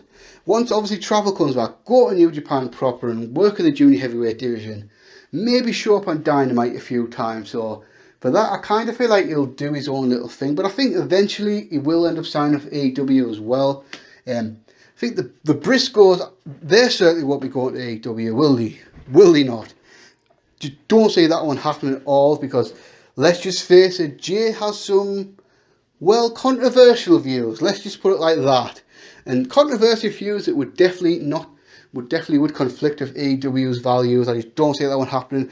I think, aren't they the current GCW tag team champions? I believe they are. So I could pretty much see them just migrating and working with GCW going forward. Because I don't really know the Ring of Honor roster that well. I think, is EC3 still there? I think he signed, didn't he? But yeah, I could see him going back to Impact, because I just don't see a spot for him in AEW. Or he's definitely not going back to WWE this time, surely. So I think someone like him could maybe go to Impact. And apart from that, because I'm not super familiar with the Ring of Honor roster right now. So those are the only guys I can... Flip Gordon. Yeah, he's there, isn't he? I could definitely see him having a spot in AEW. If someone like Tony Nese and people can go there, then surely Flip Gordon can as well. But yeah, apart from that, I'm not sure. Then we got predictions of the 2022 Royal Rumble. So, for the men ones, I only see 2 people winning it. I don't think there'll be a Raw superstar. I just don't, because I'm just looking at the Raw roster, and I just can't see anyone obvious sticking out. So I think there's only 2 candidates to win the 2022 Royal Rumble, and that's Brock Lesnar and Drew McIntyre. Those are the only two guys I could really see winning it. And if I have to stick my neck on the line and pick one, I think I'm going to predict Brock Lesnar to win the Royal Rumble, then face Reigns at WrestleMania and beat him. And then let's just show the win once it's happening, because there's a chance it might not, because if you think about it, how many women's WWE released over the last year? Probably at least dozens, probably at least 20, right? I don't have the exact number, but it's got to be a lot. So does WWE actually have enough women on the roster to have a Royal Rumble this year? I'm not sure about that, but if they do, again, I think Sasha Banks will win that Royal Rumble, and then because I think it's going to be Sasha versus Charlotte for the SmackDown Women's Championship at WrestleMania, which is fine by me because they haven't had a one-on-one match at WrestleMania yet, and they haven't had a proper singles feud for 5 years? Yeah, it was the last feud at the end of 2016, didn't they? And that's nearly 5 years ago. So I think enough time passed that they can have a fresh feud again. I think there's an outside chance of Ronda Rousey coming back. I think there's an outside chance of Rousey and Becky Lynch happening at WrestleMania. And if that did happen, I think there's a good chance Ronda Rousey could come back and win the Royal Rumble, because she's had a child now, so I think in a couple of months she should be in good enough shape to come back and wrestle. But I'm going to go for Brock Lesnar for the men's and Sasha Banks for the women. Then we go fourth in the heat between Charlotte and Lynch. Well, obviously we don't know we don't know the facts yet, do we? So it's really hard to speculate because we don't know what's happened. Obviously, what I think, and I can't wait for us to find out what's going to happen, because neither really revealing too much, are they? I mean, they pretty much made it clear they don't like each other, but they haven't really gone to explanation as to why. I mean, this is a very similar situation to Bret Hart and Shawn Michaels in the 1990s, but I feel like the Bret and Shawn feud was a lot more personal than the Charlotte and Becky Lynch feud is. Something's obviously happened though, hasn't it? Because at one time, yeah, they were really, really good friends, and obviously now they're not. And I think it's probably more of a professional rivalry more than anything, to be fair. Because let's face it, there's only one alpha female in WWE, and both Becky Lynch and Charlotte Flair have been fighting for that top spot for years. I mean, that's the thing, like, at the end of the day, there's only one top person, isn't there, really? One top male, one top female, and Charlotte and Becky are both fighting for that. Now, the second that happened on SmackDown, that's WWE's own fault. So the whole thing, the whole belt swapping that happened, well, it's kind of WWE's fault for doing such a shitty segment in the first place. If they hadn't done that, then this all would have been avoided. And this actually kind of, I think the Survivor Series match is going to be actually kind of interesting now, because what's going to happen? You got to think they're going to be professional. They're not going to shoot on each other in the ring, which I think some people think they're going to do, but I don't think they will. But there'll probably be a few stiff shots in there, but I think they'll be professional and work with each other. And like I say, I'm very interested, because I think when one of them leaves WWE, then we're going to find out, because I'm guessing neither of them is going to really comment on it too much while they're both under contract at WWE. So if one of them ever leaves the company, then we're probably going to tell our podcasts about it, won't we? So I'm really, really interested to see what happens. But it's quite interesting to see. Then we got Jimmy's Review and Archives. Who would you like to see win the TBS Women's Championship?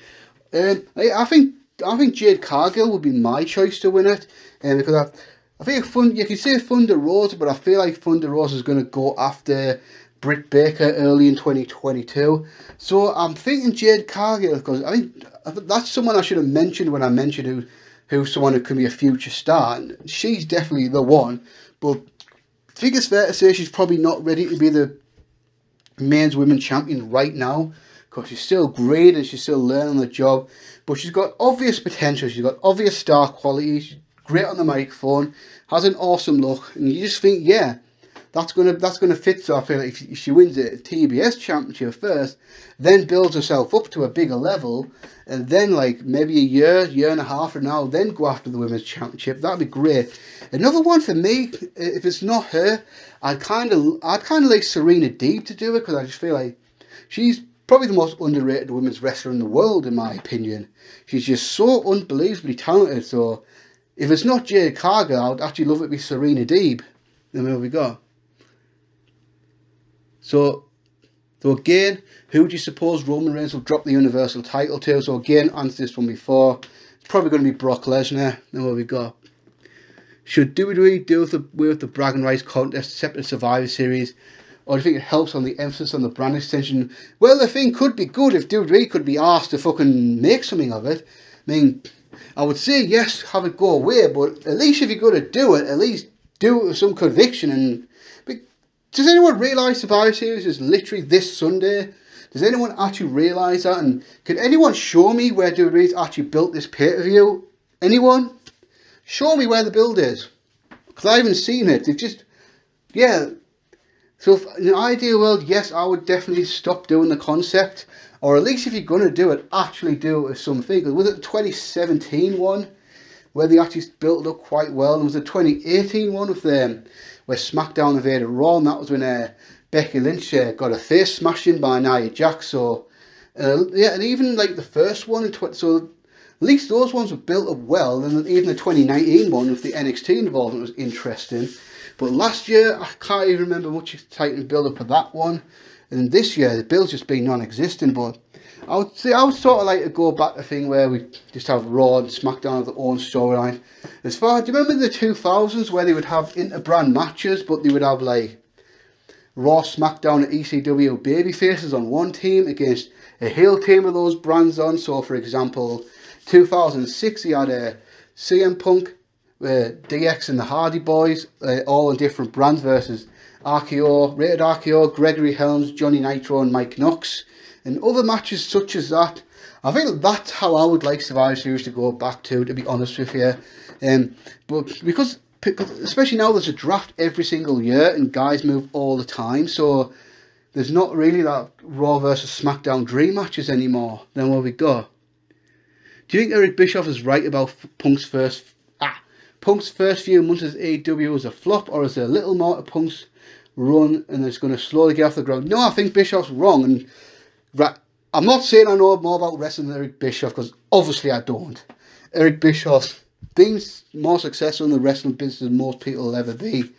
But I just don't think he's getting it. I mean, yes, CM Punk, because I think there's a bigger story there. CM Punk coming back to wrestling after 7 years, not being at the top. So say this was real, right? And say pro wrestling was real, and so say if it was a fighter, an MMA fighter, comes back to UFC after 7 years off. Is he going to be able to beat all the top heavyweights in UFC right away? No. He's going to take time. He's going to have smaller fights, beat up different opponents and build himself back up. And I kind of feel like that's where CM Punk, he's trying to get his groove back by beating different, because he's faced like the young guy in Darby Allin. Then he had the big match of a young powerhouse in Powerhouse Hobbs. Then he wrestled a kid like Daniel Garcia with wrestling ability. Then he had to beat a high flyer such as Matt Sydal, and then with a Bobby Fish after that, more of a veteran, and then he's had a vicious fight with Eddie Kingston. So people just need to be patient. It's one of those ones. Say CM Punk went right into a feud with Kenny Omega, most people would be like, oh well, this is just old wrestlers coming in and taking spots off top guys, isn't it? This is just like what do we really do? So no, I think like people just need to be patient with CM Punk's AEW run. I mean, I think it's getting better and better every week, and in 2022 it's going to be awesome because you're going to have all these big feuds that you wanted them to see. So no, I don't agree with Eric Bischoff in this case. So we got Sylvan 2.0. Do you think WWE has an oversaturation problem where talents seem able to stay in wrestling for 10 plus years? So if the influx of new talent in the main roster each year, there's bound to be a competition between veterans, Jeff Hardy, AJ Styles, Dolph Ziggler, etc.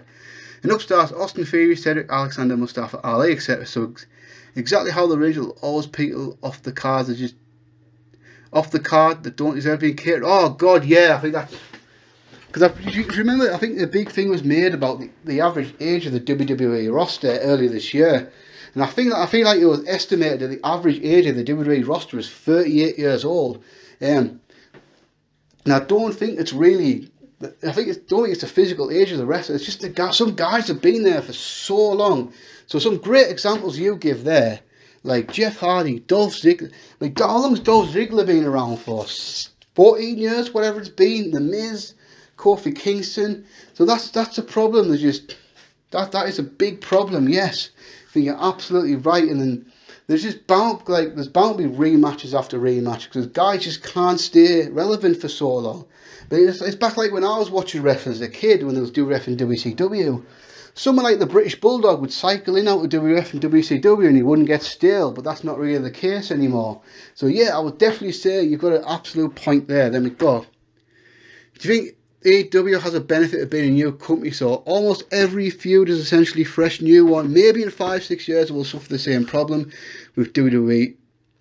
Whereas it's difficult to build up fresh feuds and up down the entire oh god, yeah. I mean AEW's got the advantage of being a brand new company, hasn't it? So and now they've got this loaded roster, so they've got all this talent now that pretty much every feud they've done so far has been a fresh one. I mean, there's not been really that many feuds that have dragged on and become stale. I mean, the ones I can think of, I think Matt Hardy and Orange Cassidy, but yeah, like even every week on Dynamite and Rampage, they seem to be able to drag fresh matches out every single week, and that's great for now. But that's not going to last, like you said.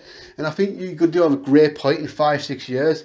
They're probably going to encounter this same problem. So yeah, like obviously Hangman Page versus Kenny Omega is exciting now, but how's it going to feel in 5 years' time if they're still feuding after 5 years on and off? People are going to be sick of it by then, aren't they? So yeah, I think that's going to be AEW's biggest challenge in a few years. Once they've been fully established and the people have been on the roster for 5 or 6 years, and it's like, but then it's like, where do you go from after this? Yeah, they are definitely going to run into this problem without a doubt, no doubt about that. Would WWE be better off removing the brand split and treating SmackDown versus Raw like how AEW treats Dynamite and Rampage? In theory, yeah, I think that'd be great because also what you've got to consider, since April last year, the roster's probably quite literally halved, hasn't it? I mean, look at the number of guys that have been released from the company over the last year and a half. I'm pretty sure I read something like 71 talent have been released this year. That does include NXT though, in fairness, but how many main roster talent have been released from the company over the last year and a half? So many. So yes, in theory, yes, but the only problem I really see for that is you got to think though, Raw's 3 hours, SmackDown's 5 hours. With one roster, how the hell do you do that and have it not be super repetitive? I mean, so like Roman Reigns, for example, Roman Reigns isn't on TV. Well, he's on SmackDown every week, but he doesn't wrestle every week. So, say Roman Reigns is on Raw, then had a match, then 4 nights later he's on SmackDown, does a promo, has a match. How much quicker is that character going to burn out? So that's it. That's my only thing against stopping the brand split right now. Because so say you have one roster. How the hell do you fill 5 hours of television without having the same things getting even more repetitive than they are? I mean, I feel like they've got a problem with repetitiveness already, but if you do it with one main roster, you know what I mean? So that's my only thing against it. Like, how would you do it now with 5 hours of cable to get through? Because if you think Dynamite's 2 hours and Rampage is 1 hour, so I think AEW find it a lot easier than WWE do. Then what do you think will be the next big name to leave WWE in brackets other than Kevin Owens and Charlotte Flair? So yeah, that's one you obviously. So you asked this question before the release, and yes, I think I don't know about Charlotte Flair. I think in theory yes, but I don't know. I don't know if she will leave WWE. For the record, I do think Kevin Owens is probably out the door in January, and if he does go, I mean that's the obvious one. So I think the next obvious one, and this maybe you might call this cheating because he has been released now, so he's technically not with WWE anymore, and that's Keith Lee. I mean, that just seems like a no-brainer to me, doesn't it? But I'll do more with people that are under contract now. This one, you could argue if this is a big one. It's probably not, in all honesty, but by all accounts, it seems like Kyle O'Reilly's contract's up in December, and you've got to think, yeah, he's obviously leaving WWE, right? I mean, he doesn't really fit in on NXT anymore, and he has no chance on the main roster. And there's a spot there waiting for him on NXT, teaming back up with Bobby Fish as Red Dragon. And they might even put him back together with Adam Cole. Adam Cole might break away from the Elite and form another Undisputed Era, but obviously they'll have a different name. And then another one, I think it's Wildcard, because I have heard whispers his contract coming up in early 2022 as well as Sami Zayn. feel like there's a very good chance he'll leave WWE. Then El Generico will mysteriously return to wrestling after not being seen for the last 10. Just joking before anyone takes that one seriously. But no, but all serious with Sami Zayn, it's like, I kind of feel like he's definitely hit his ceiling in WWE, in my opinion. It's like, how much further is he going to go, really, if you think about it? I mean, I don't think he's really going to go that much further. I mean, he's not going to be the world champ. He's not going to be WWE Universal champ. He's not. Sorry to any Sami Zayn fans listening to this, but that's just not going to happen, is it? Let's just be honest about that. And there's not much more he can do in WWE. But if he left WWE, he could, I don't know, would it be a backward step to go back to being El Generico? I mean, he could call himself El Generico, but or just have him or even use his real name and just basically be Sami Zayn without a mask.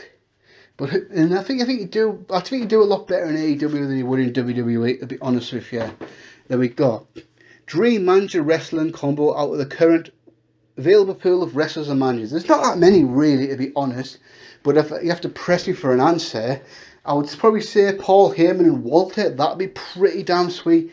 Yeah, that'd be pretty sweet, wouldn't it? Because let's face it, if Walter ever goes to the main roster, like, he's not really much of a talker, is he?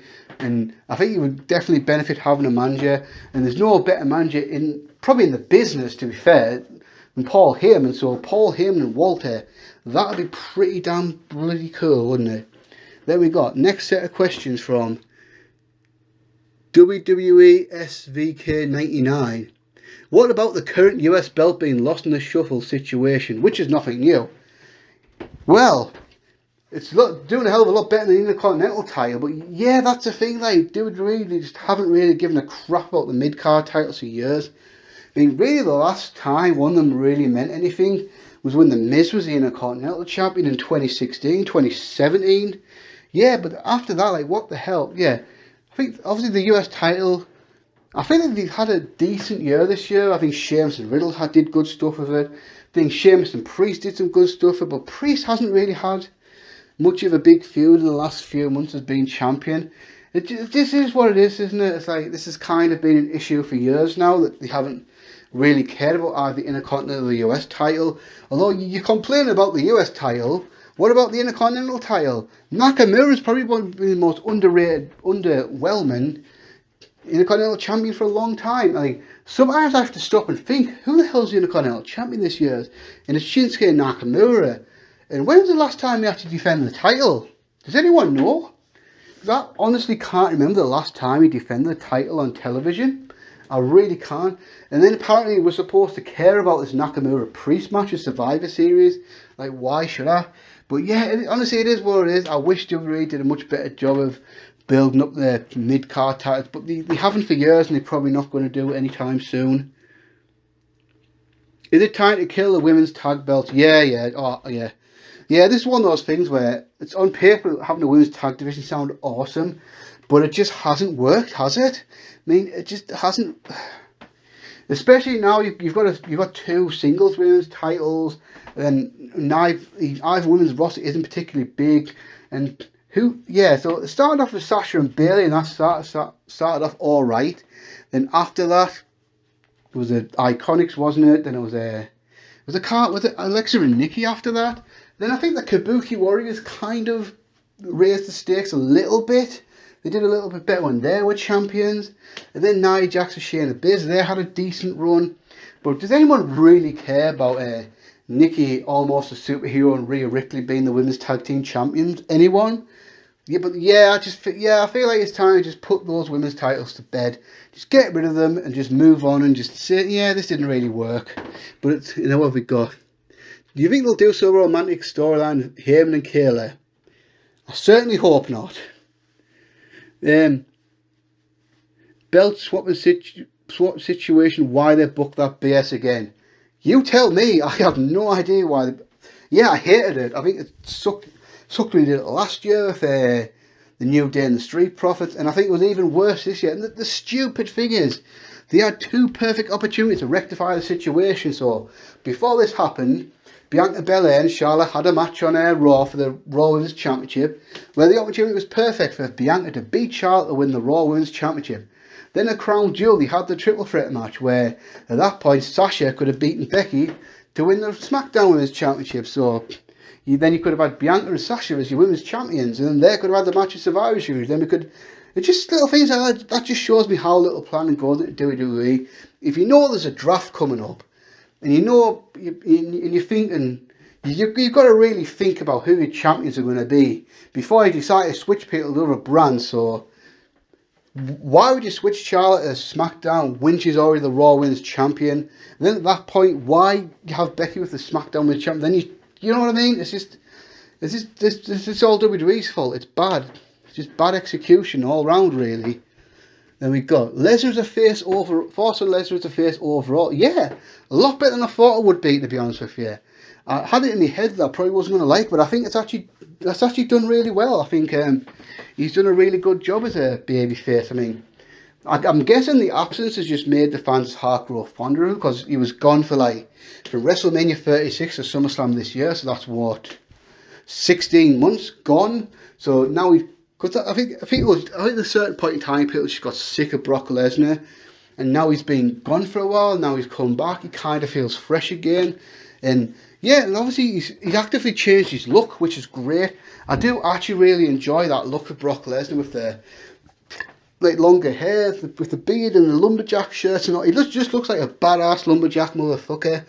And I think he's showing more personality as a babyface than he really ever has before. Has anyone noticed that Brock Lesnar started to just loosen up a little bit and show some much better personality than he has in a long, long time?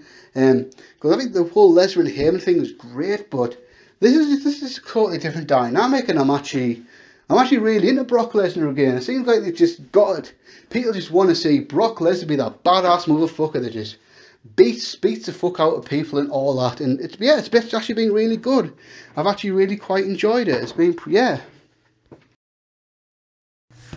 Right, and let's continue with Jay Shepherdson. Do you think SmackDown lost too many big names in the draft? Not really. I mean, yeah, obviously they did lose quite a few names, but let's have a look at it. I think for the most part they got fair trade. So they lost Seth Rollins, yes, big name, but they also gained Drew McIntyre, so I would say that's probably a fair trade. They lost Becky Lynch, but they got Charlotte Flair instead, so again, fair. They got people like Jeff Hardy, so that was pretty fair. But I do kind of understand it, because most people are saying, like, yeah, Raw's not very good, so it does kind of make sense to give Raw some better talent to try and improve Raw. But yeah, they did lose some names, but they gained some really big names as well. So, I mean, the only one I suppose they could have done without losing Edge, maybe, but if you think about it, they've got Brock Lesnar as well, so it doesn't really matter that much. And maybe they could have done without losing Bianca Belair, but to be honest, I'm not really that bothered about it. I mean, they lost some names, but it's not like the brand's ruined or anything like that. What have we got? Best and worst wrestlers of 2021. So this is my shortlist for the best wrestlers of 2021. So for me, it's a four-way race this year, and I think the obvious two are Kenny Omega and Roman Reigns. I mean, those two, you could flip it either way, really, to see which one of those is the best wrestler in the world right now. But I think also Bryan Danielson has had a great run. You got to think about this. He's had arguably the best matches in WWE and AEW this year, because if you think about it, the two matches he had with Roman at Fastlane and then the SmackDown one, and then the WrestleMania main event, and then you could also, then he just went right into AEW, had that classic with Omega, and already had two epic matches with Minoru Suzuki and Eddie Kingston on two separate episodes of Rampage.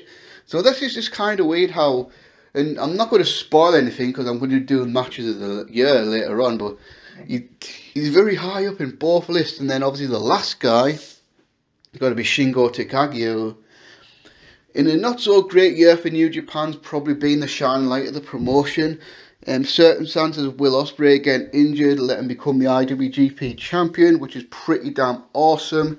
And as far as worse, I don't want to dwell on it too much because it's not really, I don't really like to rag on people too much, but I said just Nia Jax and Tamina, they're being pretty not so good this year. Jinder Mahal, like, again, he's got a fair push again this year, Drew McIntyre, but just don't think it really worked out. And he's one of those guys that do really just keeps trying with him, but they just need to upset with us. It's just never really gonna be successful, is it? So we've got.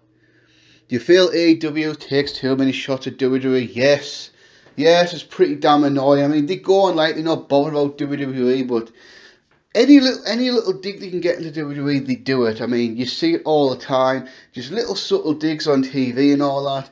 People like Tony Khan having shots at WWE on social media and shit like that. It's just cut that out because it's pretty damn annoying. It just really is annoying, and they just need to stop it, really. Best Raw and SmackDown matches this year. So I'm going to pick out a few from Raw, which I think were awesome. I think the two Sheamus McIntyre matches in March, especially the first one. I believe it was March the 1st and March the 8th, but I'm not 100% sure about that. Big E versus Roman Reigns versus Bobby Lashley from not too long ago, maybe about 6-7 weeks ago or so. I can't remember the exact date. It was right after Big E won the title. It was that Raw that Roman Reigns and the Usos were on it, but I can't remember the exact date. Probably a more recent example, that 4-way ladder match from a few weeks ago with Seth Rollins, Finn Balor, Kevin Owens, and who else was in there? Forgotten who the last guy was. Yeah, Balor, Owens, Rollins. Nah, I can't remember who the last guy was. Oh, Mysterio, Rey Mysterio, that's right. But yeah, that was an absolutely fantastic ladder match as well. Then if I SmackDown, obviously you got to go Reigns and Bryan from when Bryan left WWE. Kevin Owens versus Sami Zayn actually had an awesome Money in the Bank qualifier. It was a last man standing match.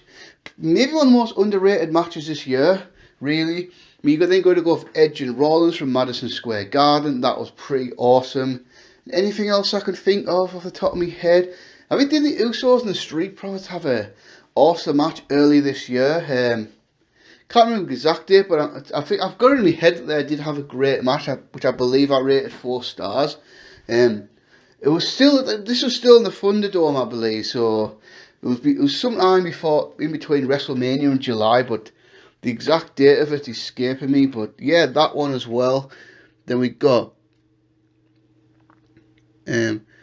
thoughts on some of the NXT 2.0 stars. Like I say, I've mentioned a lot in this video. I think Bron Breakker's awesome. Really big fan of him. I like Joe Gacy's gimmick because I think it's funny. I just feel it's hilarious how he just takes a piss out of SJWs, and then they actually get offended by it. So, but I'm being honest, I'm not really watching it that closely. To be honest with you, apparently a lot of people like Tony D'Angelo, but I haven't really watched him that much to have a real comment on it. But that's what I'm hearing. I'm hearing he's really highly thought of. Someone like Odyssey Jones, I just don't see him ever making it. To me, he just looks like a big clumsy guy, basically. I don't really see much of a future. Von Wagner as well, the one who was the Beverly Brothers kid, I think Carl Bloom's his real name. I don't know, is he just a tall guy with muscles who's just totally generic? I mean, I just don't really see that much in him, really, apart from he's tall, he's got a full head of hair, and he's got big muscles. So, but like I say, I'm not really watching 2.0 as much as I should be. And then we got Stephen Taylor. How awesome it would be if Kevin Nash makes a Royal Rumble surprise entrance as Diesel, then boom, Glenn Jacobs makes a surprise entrance as in quotation marks as Diesel, and have Diesel fight Diesel dream match. Well, I guess. I mean, no, it would be kind of funny, actually, to be fair. I think it would have been great about 10 years ago when both guys were in reasonable shape, but I don't know if it would really, because you got to think, this 25 years ago, how many of the current fan base were watching in 1996, 1997? You know, not a lot, but it would be kind of funny, I suppose, but I wouldn't be that interested in it. How long till CM Punk turns heel? It'll probably be 2022. Because I think he's riding on the honeymoon wave of momentum right now, where fans just love the fact he's back. But if you saw the Eddie Kingston stuff, you can clearly see the fans siding with Eddie Kingston over CM Punk. Well, yeah, it's coming. It's coming. I would imagine probably he might get a Revolution and then turn heel for something for Double or Nothing, or maybe wait till Double or Nothing. About Double or Nothing. So I would say probably spring to early summertime. It's going to happen surely, because I've always said CM Punk's a damn good babyface, but God, he's an amazing heel. And when he turns heel in AEW, I kind of feel like that's when shit's going to be well and truly on. Then we got to say, thoughts on Bryan Danielson in AEW so far? Oh yeah, it's brilliant. I mean, I'm absolutely loving Bryan Danielson in AEW. It just looks like he's having fun wrestling again. Not that he wasn't having fun in WWE, but it's like when he was in WWE, it's like, okay, what more can he do? He's wrestled 2 WrestleMania main events. He's wrestled nearly every top guy, with the exception of like maybe 1 or 2. I mean, I do feel like we probably missed out on a Bryan versus Edge feud. That would have been pretty awesome. But now he's in like all these fresh scenarios. And I love how he seems to be having different matches with different guys every single week now. And yeah, it's just so much fun to see. I mean, obviously, the standout match has to be the Arthras Stadium Grand Slam match of Omega. I mean, that was a dream match come to life, and yes, it was absolutely amazing. And then some of the stuff, the match with Minoru Suzuki. This is what I love like about AEW. Matches like that can just randomly happen, with no real storyline behind it, other than, yeah, we're just gonna give you a great match to watch, you know. And it was. Then obviously he's working the title eliminated. He had a really awesome match with Dustin. Then had an absolute war with Eddie Kingston. But then like some of his random matches with like Bobby Fish and Rocky Romero and stuff like that. I think Bryan Danielson is just a perfect fit for AEW. And I'm really excited to see what he can do in the future. Is it fair to say the 2022 Royal Rumble winner feels very unpredictable? No, not really, because I feel like it's only going to be 1 or 2 people, and that's Drew McIntyre and Brock Lesnar. So in that sense, no, I don't really think it's that unpredictable at all, because I just think it's easily going to be one of those 2 people. As far as the women, there's not that many options out there either, so no. And I'm the only one who hates the Bryan versus Omega ending. Well, I doubt you're the only one. I mean, I'm sure a lot of people didn't like, but I'll explain why I thought it was a good idea. First off, it was Bryan and Omega's first match, Bryan's first match in AEW, so you didn't really want Bryan to lose to Omega early on, and you had to save Kenny Omega's next pinfall loss for Hangman Page, because that was a big story that had been building to for over a year. And then you have your 30-minute time limit draw. You don't really want to do a double count out or a shitty double DQ, or even someone win of outside interference or whatever. So I feel like letting them have a 30-minute match and then going to draw was the absolute right result.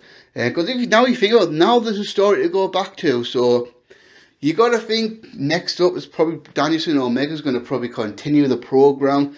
So now there wasn't a winner in there, so now they've got a perfect excuse to fight again, to try and find a winner.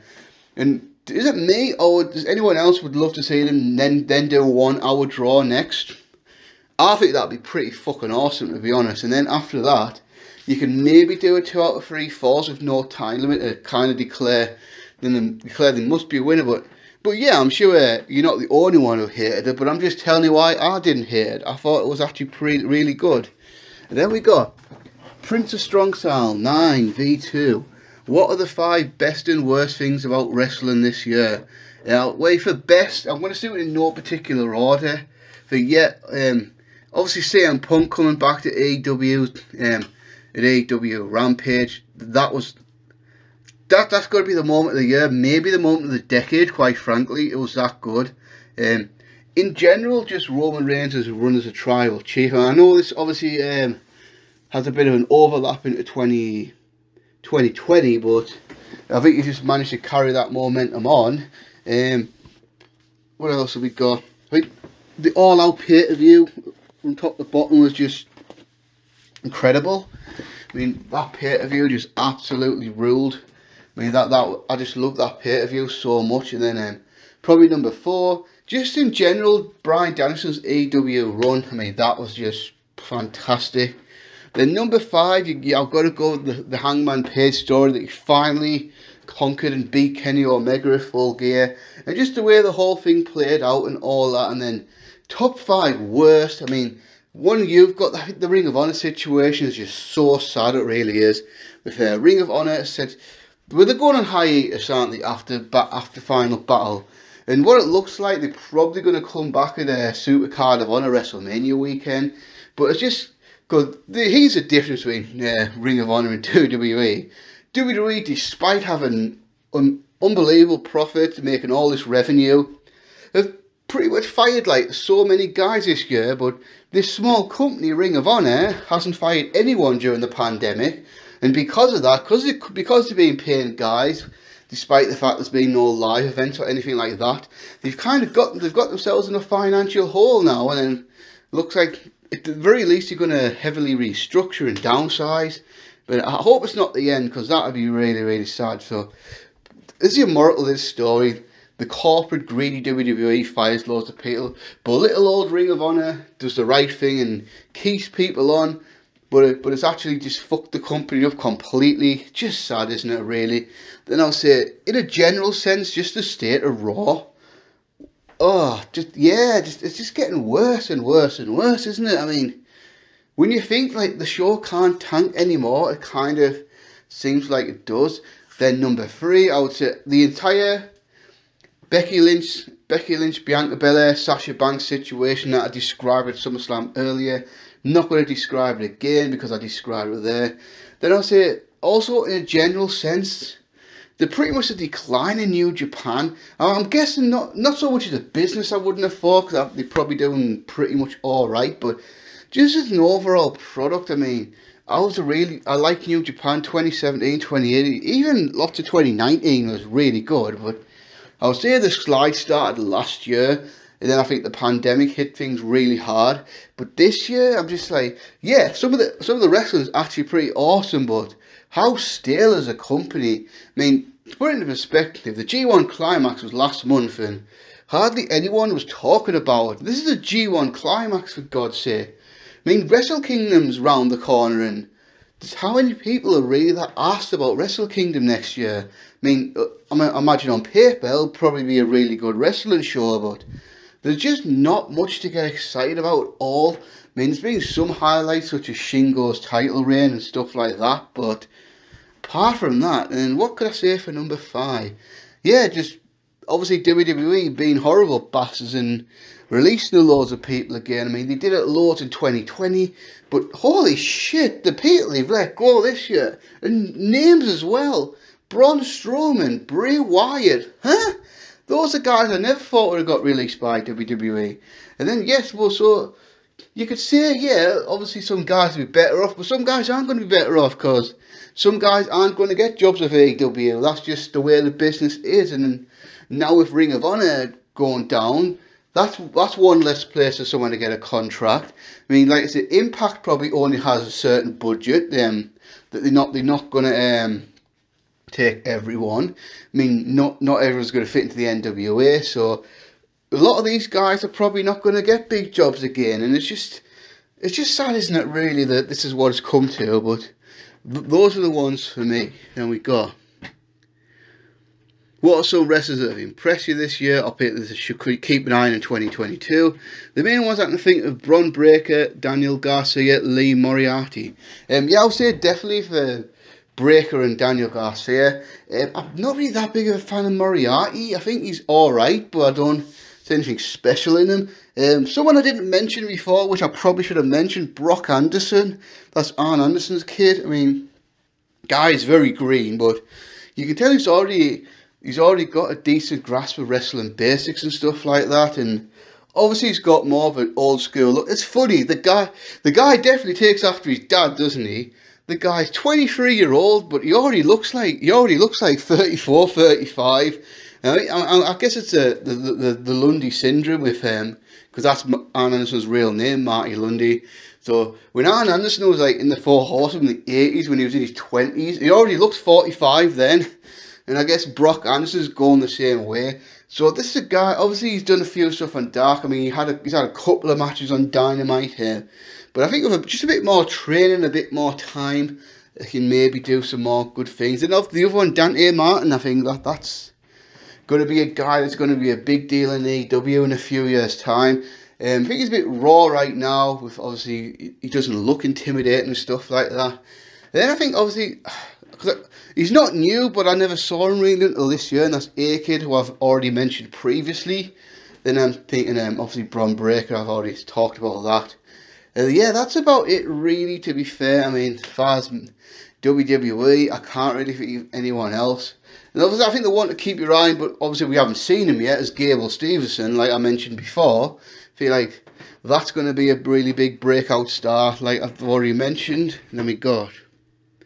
With Minoru Suzuki coming off what I call his Autumn of Suzuki tour in the US this past fall, who are 5 wrestlers who you want to see go on tour in another promotion / country? Well, one looks like it's happening, because obviously he's going to be on Dynamite tonight. That's Tomohiro Ishii. I would love to basically see him do exactly what Suzuki's just done. I mean, go around all these promotions in America and have these awesome matches, because he can, because he's Tomohiro Bastard Ishii, for Christ's sake. But I will say, can AEW have come up with a more underwhelming match for Ishii to have his first AEW match with? I mean, here in Orange Cassidy versus the Butcher and the Blade, is that really what you want to do? So Tomohiro Ishii's got to be one, and then I think then you got to think, you want Bryan Danielson just to fuck off and go to Japan for like, I would actually love him just to go to Japan for like 2 months maybe. I think if Bryan were to G1 Climax next year, if Tony Khan lets him, that'd be amazing. But just let Bryan Danielson do the G1 Climax thing, do the New Japan thing. I think that'd be pretty amazing. But then I think an interesting one for me, I would love to see FTR either go to Japan, go to Mexico, or just wrestle in Europe for a while. I mean, yeah, I think that'd be interesting just to see FTR not so much leave AEW, but just kind of go on exertion and go around all these companies and face the best tag teams from each company, just to prove to them that who are really the best tag team in the world, and that is FTR. And then if let's think more New Japan people. I think Okada would be amazing, but I don't think that's going to happen, because there's one thing for New Japan to let Suzuki go away for a while and let Ishii go away for a while, but Okada's like the top guy, so I don't really see that happening. But I would love to see, I'd love to see Okada tour the United States and stuff like that. I think that'd be pretty sweet. And then I can't really think of anyone after that, to be fair, because I'm not that familiar with the US scene and stuff like that. I'm not really sure about a 5th person. Maybe CM Punk do some stuff in New Japan. That could be quite interesting to see. It looks like they might be doing CM Punk versus Kenta at Wrestle Kingdom, so watch the space on that one. Then hidden gems and classics from this year. I'll go through a few because I don't want to babble on for too long. So WWE, like I said, those Sheamus McIntyre matches were great. I think even though it was on the Wrestlemania, Sheamus versus Riddle at WrestleMania 37 this year, I feel that was a pretty damn good match. I actually think a match now is going to be so forgotten about was a Bobby Lashley Drew McIntyre Braun Strowman match in Backlash. That match was actually pretty awesome, but I don't think anyone really remembers it because Strowman got released right after that, and that show's much more remembered for the Rey and Cesaro battle.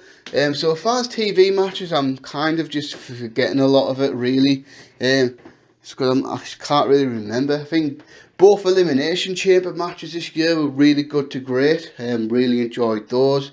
Now I'm trying to think of some TV stuff that I could think of, but I can't really think of a lot really, to be honest. So we'll go to AEW, and I think there's quite a few. I mean, the one I always go back to is the FTR versus Kurt Stallion and Anthony Green match from AEW Dark. That was in September. That was pretty damn awesome, to be fair. I think obviously this happened right before All Out, so FTR versus Santana and Ortiz. That was a great TV match, it really was. I think down the line, because he's had so much better matches. Danielson versus Dustin from the World Title Eliminator Tournament. So there's Thunder Rosa versus Britt Baker from Beach Break. So everyone talks about the amazing match that they had at St. Patrick's Day Slam, but they had another great match actually at Beach Break. And Rio and Serena Deeb had an awesome women's match around the same time. The exact date of this is escaping me. And I guess Christian versus Frankie Kazarian on Dynamite, Christian's first AEW match. That may or may not end up on my top AEW matches of the year list. You shall see. Pac Andrade, the first Rampage match. Obviously the second Rampage match gets a lot of attention for good reason. But the first one was pretty great as well, to be fair. Then New Japan, apparently I rated Sabre versus Ospreay from New Japan Cup 4 3/4 stars. Haven't watched that match back, so, but if I said it at the time, I must have really loved that match. But I'm not really watching a lot of New Japan right now. So as far as the G1, I mean, there was an Ishii versus Okan match, which is really good. I think Okan had a really good match with Shingo as well. Yeah, but that's about it really. I mean, there's not been a lot to think. Let's go to NXT UK. I think there's been quite a lot there. I think Walter versus A-Kid from earlier in the year, that was awesome. Walter versus Rampage Brown from NXT UK Prelude, that was awesome. And didn't Tyler Bate and A-Kid have a great match on that show as well? Or at the very least, a very good one. Then I think Miko Satomura versus Amel for the NXT UK Women's Championship. The exact dates escape me. I think she had one with Kia Valkyrie also in NXT UK on TV or whatever it was. And yeah, wasn't he a street fight with Mark Andrews and Flash Morgan Webster versus The Hunt earlier in the year that I think I really liked. So, but yeah, those are ones that really stand out for me. So how many questions have we got left? We have 3 more sets of questions, and one is IDK, what name to you? I'm guessing that means I don't know. This guy's had like 3 names since he made this video. When he first asked the question, his name was Cat is Pog. Then he changed his name to AEW versus WWE is not a thing, stop dreaming. And now he just doesn't know what name to use. Does AEW need this many ex-WWE talent? No, they don't need them, but these guys are available and they can make this promotion better, so why not? I mean, so did they need Bryan Danielson or CM Punk? I don't think they needed them, but they were there and they were available. I mean, Malachi Black, that's an obvious one to pick up. Andrade, obviously, yeah, why wouldn't you pick Andrade up? He's really talented. I think out of the ones you've got from WWE, the ones that they really should... I didn't really feel the point in getting Mark Henry in, to be honest. I just don't think that's really worked out. The only one I can't really see is Matt Hardy either. I just don't really get that one. That one just hasn't really worked out. And then, but it's not really the big names. It's more like the small, because they signed Tony Nese, but why? Does Tony Nese really do anything that so many other guys in the AEW roster don't do? I'd give Bobby Fish a pass because he's a really good veteran and he can work with a lot of talent. And I feel like when O'Reilly's contract comes up, that's an obvious spot in the tag team division. But yeah, it's a funny one really, because he's kind of in a funny situation. Because if he gets all these ex-WWE talent, you just get people on the internet complaining about him hoarding ex-WWE talent. But at the end of the day, if WWE's going to release these guys, I mean, they need to have careers, right? They need to find somewhere where they're going to make money, and that's going to be AEW. And if Tony can't see these guys thinking, oh, these guys can make my show better, then why shouldn't he pick them up?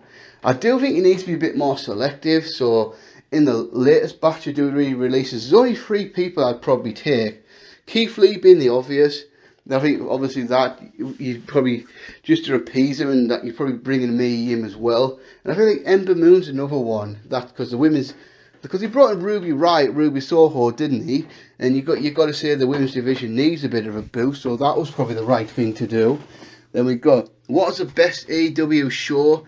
Yeah, it's got to be All Out this year, hasn't it? I mean, that's probably going to go down as a game-changing pay-per-view for AEW, because not only do they have lots of great matches, But it was about the big moments as well. I mean, obviously with Bryan Danielson and Adam Cole both debuting, but with Minoru Suzuki confronting Jon Moxley. So up and down that card was pretty tremendous. Omega versus Christian Cage in the main event. Young Bucks versus Lucha Bros in a cage match. Miro versus Eddie Kingston. Awesome match. CM Punk versus Darby Allin, CM Punk's first match in 7 years, so that was pretty special. Then obviously a few gems like Moxley versus Kojima, that was a pretty damn good gem. What else was on the card? Britt Baker versus Chris Statlander, which is a good match, not a great match. Kind of feel like there's something obvious that I'm missing from this card. No, Cody wasn't on the card, was he? Was he not? There must be something really, really good in this card that I just can't remember off the top of my head right now. But yeah, but before that, I would say Full Gear last year. I do have a really good soft spot for that show, and I'd probably say as an in-ring show, that might be my favourite one really so far.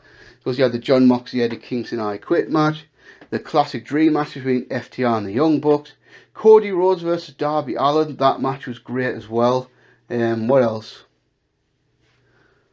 MJF and Jericho was on Barge. MJF and Jericho, that was the other awesome match from All Out I couldn't think of. That was on there. Obviously, Omega and Hangman Page opened up Full Gear last year. So, but then there's a lot of great AEW shows so far. Can you see Roman dropping the belt to Drew at the 2022 UK show? Yeah, I guess in a way, but to do that, you've got to have Roman Reigns be the champion until next September, haven't you? Which you figure at that point he'll be champion for 2 years, and I think he's got to lose the title at WrestleMania this year. That's the perfect time to do it. But this is my prediction for that show. That show will be headlined by Drew McIntyre as the Universal Champion. So I think McIntyre will be Universal Champion by then, and I'm going with Drew McIntyre to headline that show against Tyson Fury, because by all accounts this is what they were going to do last year, and I think both guys are up for it. And obviously Fury's worked for WWE before, and then so yeah, I think and obviously they're going to need a big star to fill out that stadium, and there's probably not many bigger sportsmen in England right now than Tyson Fury. I mean, he's probably at the height of his boxing career right now. Then Drew McIntyre's obviously a big star. So yeah, that's what I think the UK main event's going to be. Drew McIntyre versus Tyson Fury in a big showdown. Then we got who's the best champion since 2010? So, best WWE champion. Sorry. So if you're going WWE champion and not the Universal, because if you were doing the Universal, I'd probably say this Roman Reigns title reign. So since 2010, it's got to be CM Punk's big run from 2011 to Royal Rumble 2013. I mean, did this thing have flaws? Yes, he did have a backseat to Cena probably more than he should have done. I mean, there's quite a few pay-per-views he probably should have main evented, but he didn't. But yeah, overall, just a long run with some great title defenses against Jericho, against Daniel Bryan, against John Cena, Dolph Ziggler. So then obviously lost the belt to The Rock in the end, which is what it was. Who else? I think the only one that comes close is with Daniel Bryan's Planet Champion run, his big heel run in 2018 to 2019. That was a pretty awesome title reign as well, which ended in awesome fashion. But I think those two really, there we go. What might the main event of WrestleMania be next year? I could see it being Edge and AJ, but I DK if that's going to happen. I think Edge and AJ will happen at WrestleMania, but I don't think that's going to be the main event. Now there's going to be two, isn't there? So obviously it's 2 nights again. So as I explained earlier, I think the main event of WrestleMania, for each one there's going to be either Roman Reigns versus Brock Lesnar or Roman Reigns versus Drew McIntyre. I just can't see it being anything else. And then I'm totally stumped on the Raw side, what the Raw main event can be. Because I don't think Big E will be the champion by then. But then I'm looking at the roster and I don't know. The only thing I can maybe think of is maybe they'll get Ronda Rousey back, and then we'll get Ronda Rousey versus Becky Lynch as the Raw main event for WrestleMania. Unless you bring in John Cena back and John Cena gets there, they could have John Cena challenge for his 17th WWE Championship. that might work as a WrestleMania main event. But yeah, like I say, on the Raw side of things, I'm pretty stumped right now. I can't really think of one that's absolutely obvious, but I think one of them's definitely going to be. Wait, Reigns is going to be in the WrestleMania main event, isn't he? Unless he gets injured, Reigns is going to be in one of the WrestleMania main events. He just is.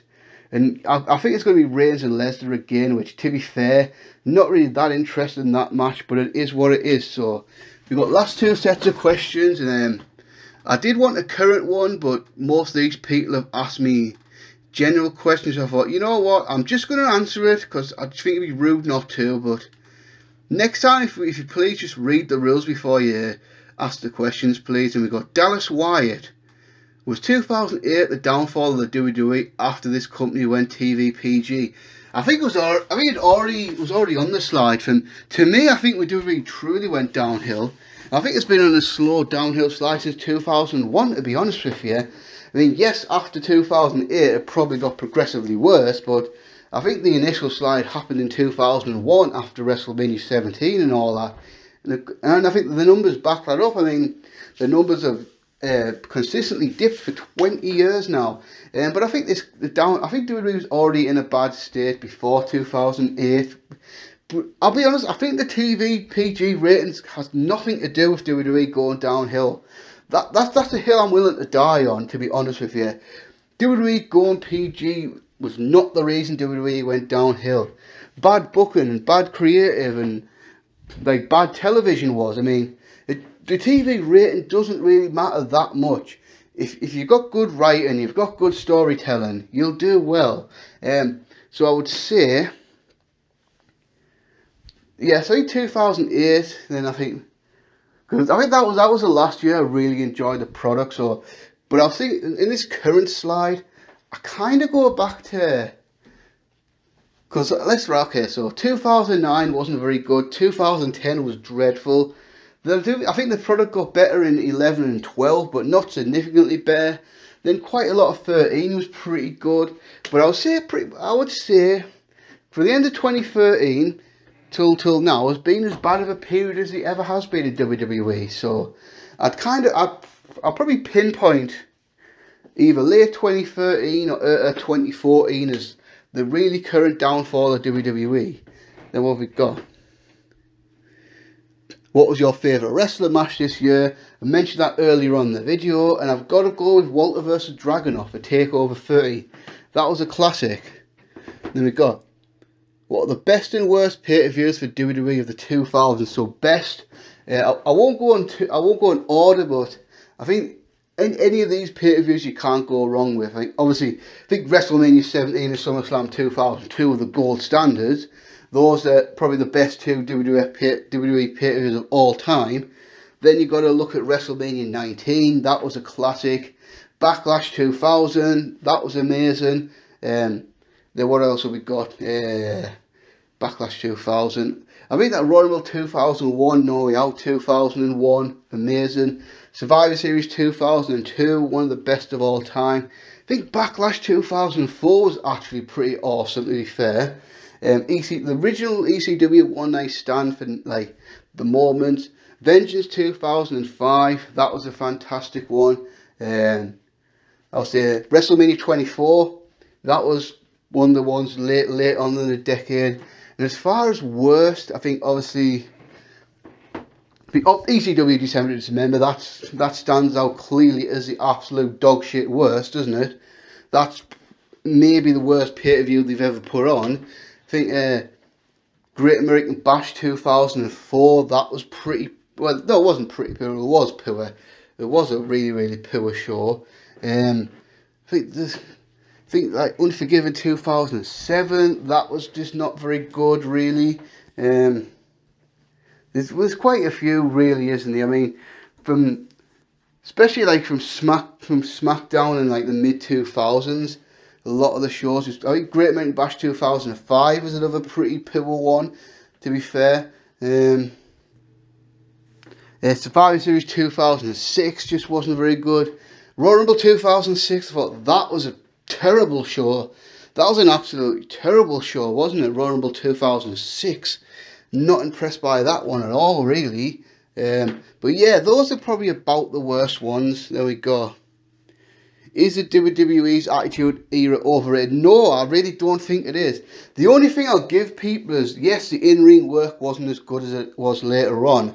But just look at, yeah, and obviously, I'll see a case with 1999 being overrated because, let's face it, a lot of the 1999 pay-per-views just weren't very good. But at the same time, WWE was doing record numbers, doing record business, so whatever the WWE was selling, the audience at that time was buying it, so that's kind of the thing. But I think 1998 was legitimately one of the best years ever in wrestling. I mean, just so many fun things happened that year. And the year 2000 was awesome. It's one of those things, if you weren't there, you just don't understand what an amazing time it was to be a wrestling fan. I mean, look, let's just put it this way. How many people are watching the Attitude Era, right? To how many people are watching now? I mean, just look at the cold hard facts. WWE was doing unbelievable business, doing absolutely record ratings, and just look at the way it is now. Look at the interest in the product now. I mean, like I say, yeah, the in-ring product wasn't as great, but the overall excitement for Raw and stuff like that was just off the charts. But no, I personally do not think the Attitude Era is overrated in the slightest. Especially, I think younger fans tend to just decide it sucks now just because they think it's cool to hate on it more than anything. Then what is your favourite segment in WWE history? Said this a lot of times in the past, but I'll say it again. And it's January 19th, 1998. Mike Tyson, Steve Austin confrontation the night after Royal Rumble 1998. Vince had Mike Tyson in the ring, was going to make a major announcement. Stone Cold comes out, gets in the face of Tyson, flips Mike Tyson off. Then Tyson and Austin have a big confrontation. I mean, it just felt so real. And here we are, Mike Tyson was in a WWF ring. Now, if you got to be around in 1998 just to understand how big of a star Mike Tyson was. Like, he was just a massive, massive worldwide star. And here he was now in the WWF. And here comes the hottest guy in the business, Stone Cold Steve Austin. Comes out, then they have a big confrontation. For me, yeah, that's a 10 out of 10 segment. For me, that is still the best moment in Raw history and my personal favourite WWE moment of all time. Hell, my favourite wrestler moment of all time, for that matter. Then last set of questions come from Brian Wildcat. Do you think WWE would go out of business soon? No. This is a thing. I've seen it from time to time. People say, "Oh, WWE's killing the business," but no, WWE's not good. If anyone really thinks WWE's about to go out of business, then you just don't have a clue what you're talking about. I mean, just look at the numbers. I mean, have you seen the profits WWE's made over the last 5-6 years? I mean, let's just look at the facts, right? They've made over $200 million in revenue this last quarter. They've got a $2 billion deal with Fox, which may or may not expire in the next couple of years. Mainly USA TV deals worth a shitload of money. They've literally just sold off the network for $1 billion to Peacock. They get $50 million for every Saudi show that they do. Because I think WWE at some point in time it becomes so well run as a business that they can basically guarantee money despite the product being awful, despite the ratings being the worst they've ever been. They can still make money regardless. So WWE at this point is like it's a massive global brand, isn't it? It's going to be around in some form. Probably, I would say it's going to be around some form long after we're all dead. So obviously not in this form, but obviously probably not even owned by the McMahons. At worst, they might get sold off and be sold to somebody else. But WWE's it's not going to go out of business. And if anyone thinks that, you're pretty much a complete idiot, in my opinion, if you believe that. It's just not going to happen. What was your favourite year in WWE history? Now, favourite, I would say objectively the best year was 2000, but my personal favourite has always been 1997. I've just got so much nostalgia for that year. I mean, because I think it's a year everything changed. I mean, it's a year that WWE completely revamped, and they were building the Attitude Era for all the success WWE had in 1998 and 1999. All the groundwork was built in 1987. I mean, just so much amazing stuff. From the revamp from little old Monday Night Raw to Raw is War just the whole presentation of the show changed. Then you had so many great stuff, such as the Bret Hart and Stone Cold feud, with Bret Hart turning heel and doing the USA versus Canada thing, and then just the general rise of Stone Cold Steve Austin. I mean, that's I think late 96, early 97 is always an interesting period to go back and look on for Austin's career, because you can see him. You can see him building all the blocks and all that, and then just the Hart Foundation in general. I mean, obviously the introduction of Kane and that storyline of Undertaker, Paul Bearer and Kane was just immense. Mick Foley simultaneously being Mankind, Cactus Jack and Dude Love. Great stuff. Then people coming through like Ken Shamrock coming through. The change from Rocky Maivia to The Rock joining the Nation of Domination, starting to put that pieces of the puzzle together. The heel turn of Shawn Michaels and the rise of D-Generation X with Triple H, Shawn Michaels, China. And initially it was Rick Rude, but that didn't last very long. Rude wasn't there for much longer. So the early days of D-Generation X and all that. And then the Attitude Era being officially introduced in December 1997. In the in-ring work, so many amazing matches that year as well. I mean, the Bret and Austin match at WrestleMania, Undertaker Shawn's Hell in a Cell Classic, Hart Foundation versus Austin, Shamrock, Goldust and LOD at Canadian Stampede, Bret and Undertaker at SummerSlam, the Final Four main event with Austin, Vader, Bret and the Undertaker, and then stuff like Bret and Taker at One Night Only, and a whole bunch of matches really. But yeah, just honestly, if anyone ever wants to go back and revisit any WWE year on the network, I would honestly recommend 1997 over any other year, because it's just a really interesting year to go revisit. Then we got what are the best pay-per-views of WWE in the 2010s. So I think obviously Money in the Bank 2011 has got to be the standout one. I mean, that's been talked to death about over the years, so no need to go into big detail there. Then you got to look at SummerSlam 2013 with Lesnar and Punk and Cena versus Bryan, two of the best matches of the entire decade on one show. Then for matches and really big moments, WrestleMania 30. I think that's got to be like the biggest WrestleMania of the last 10 years. We're not the biggest, but the most iconic, I would say, with the streak ending, Bryan overcoming the Authority, the opening segment between Stone Cold, Hogan and The Rock. Then I would say also Extreme Rules 2012. That was a pretty awesome show. What else? WrestleMania 31. I feel like that was a really great WrestleMania. I think a really underrated one now, WrestleMania 28 was great, with Cena versus Rock in the main event. Undertaker versus Triple H, end of an era. Haha, my ass end of an era, but whatever. Then what else was on that show? Oh yeah, Punk and Jericho, that was a great match. And then probably the Evolution pay-per-view, the women's pay-per-view 2018. I mean, that one's going to be memorable because of all the barriers are broken, stuff like that. But I think though you can't go wrong with any of those pay-per-views. Those were the best ones. Then we got, did TNA went downhill after Hogan and Eric Bischoff took over the company? I think they definitely made it worse. I don't think TNA was in a great position by that point anyway, because I think a lot of people just forget that 2007 was a really rough year for the company, with some of Vince Russo's horrible writing. 2008, I think at the time I didn't really like it, but looking back now, I think it's probably a much better product than I thought at the time.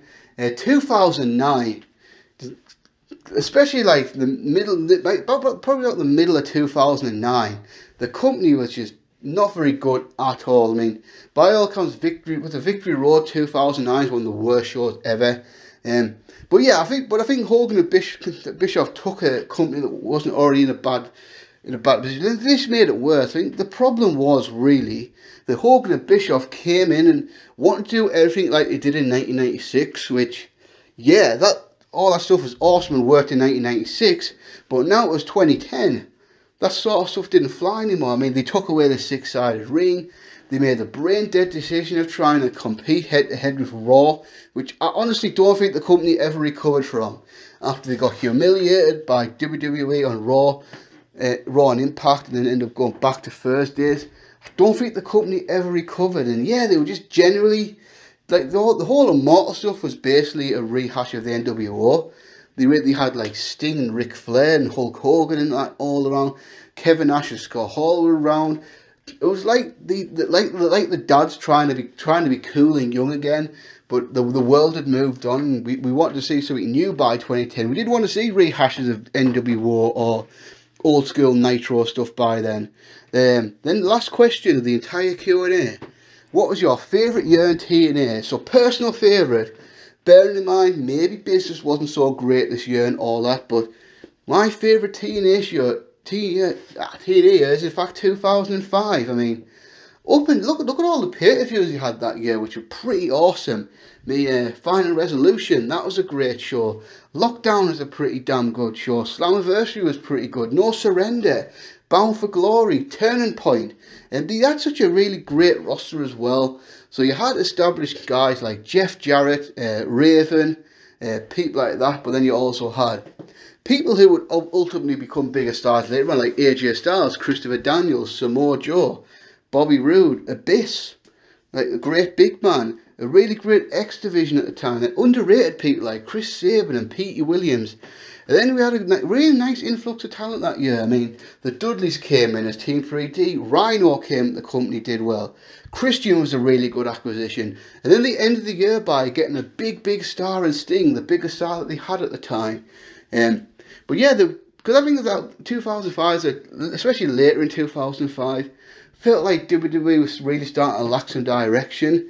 And TNA at that point, they had their own little thing going on. They weren't really big and successful, but they had a really good show. I mean, I really enjoyed TNA 2005. And if I ever want to watch some TNA pay-per-views, those are the ones I would probably go back to. And that's a wrap, guys. So a near 3 hour long video. So I didn't think I was actually going to go this long, but I did. And I just want to thank everyone who sent in questions. I probably won't do one now till 2022, so I'm not sure when I'll do that. But I'll probably will do another Q&A again, probably early next year. But thanks for the questions, guys. And until next time, peace.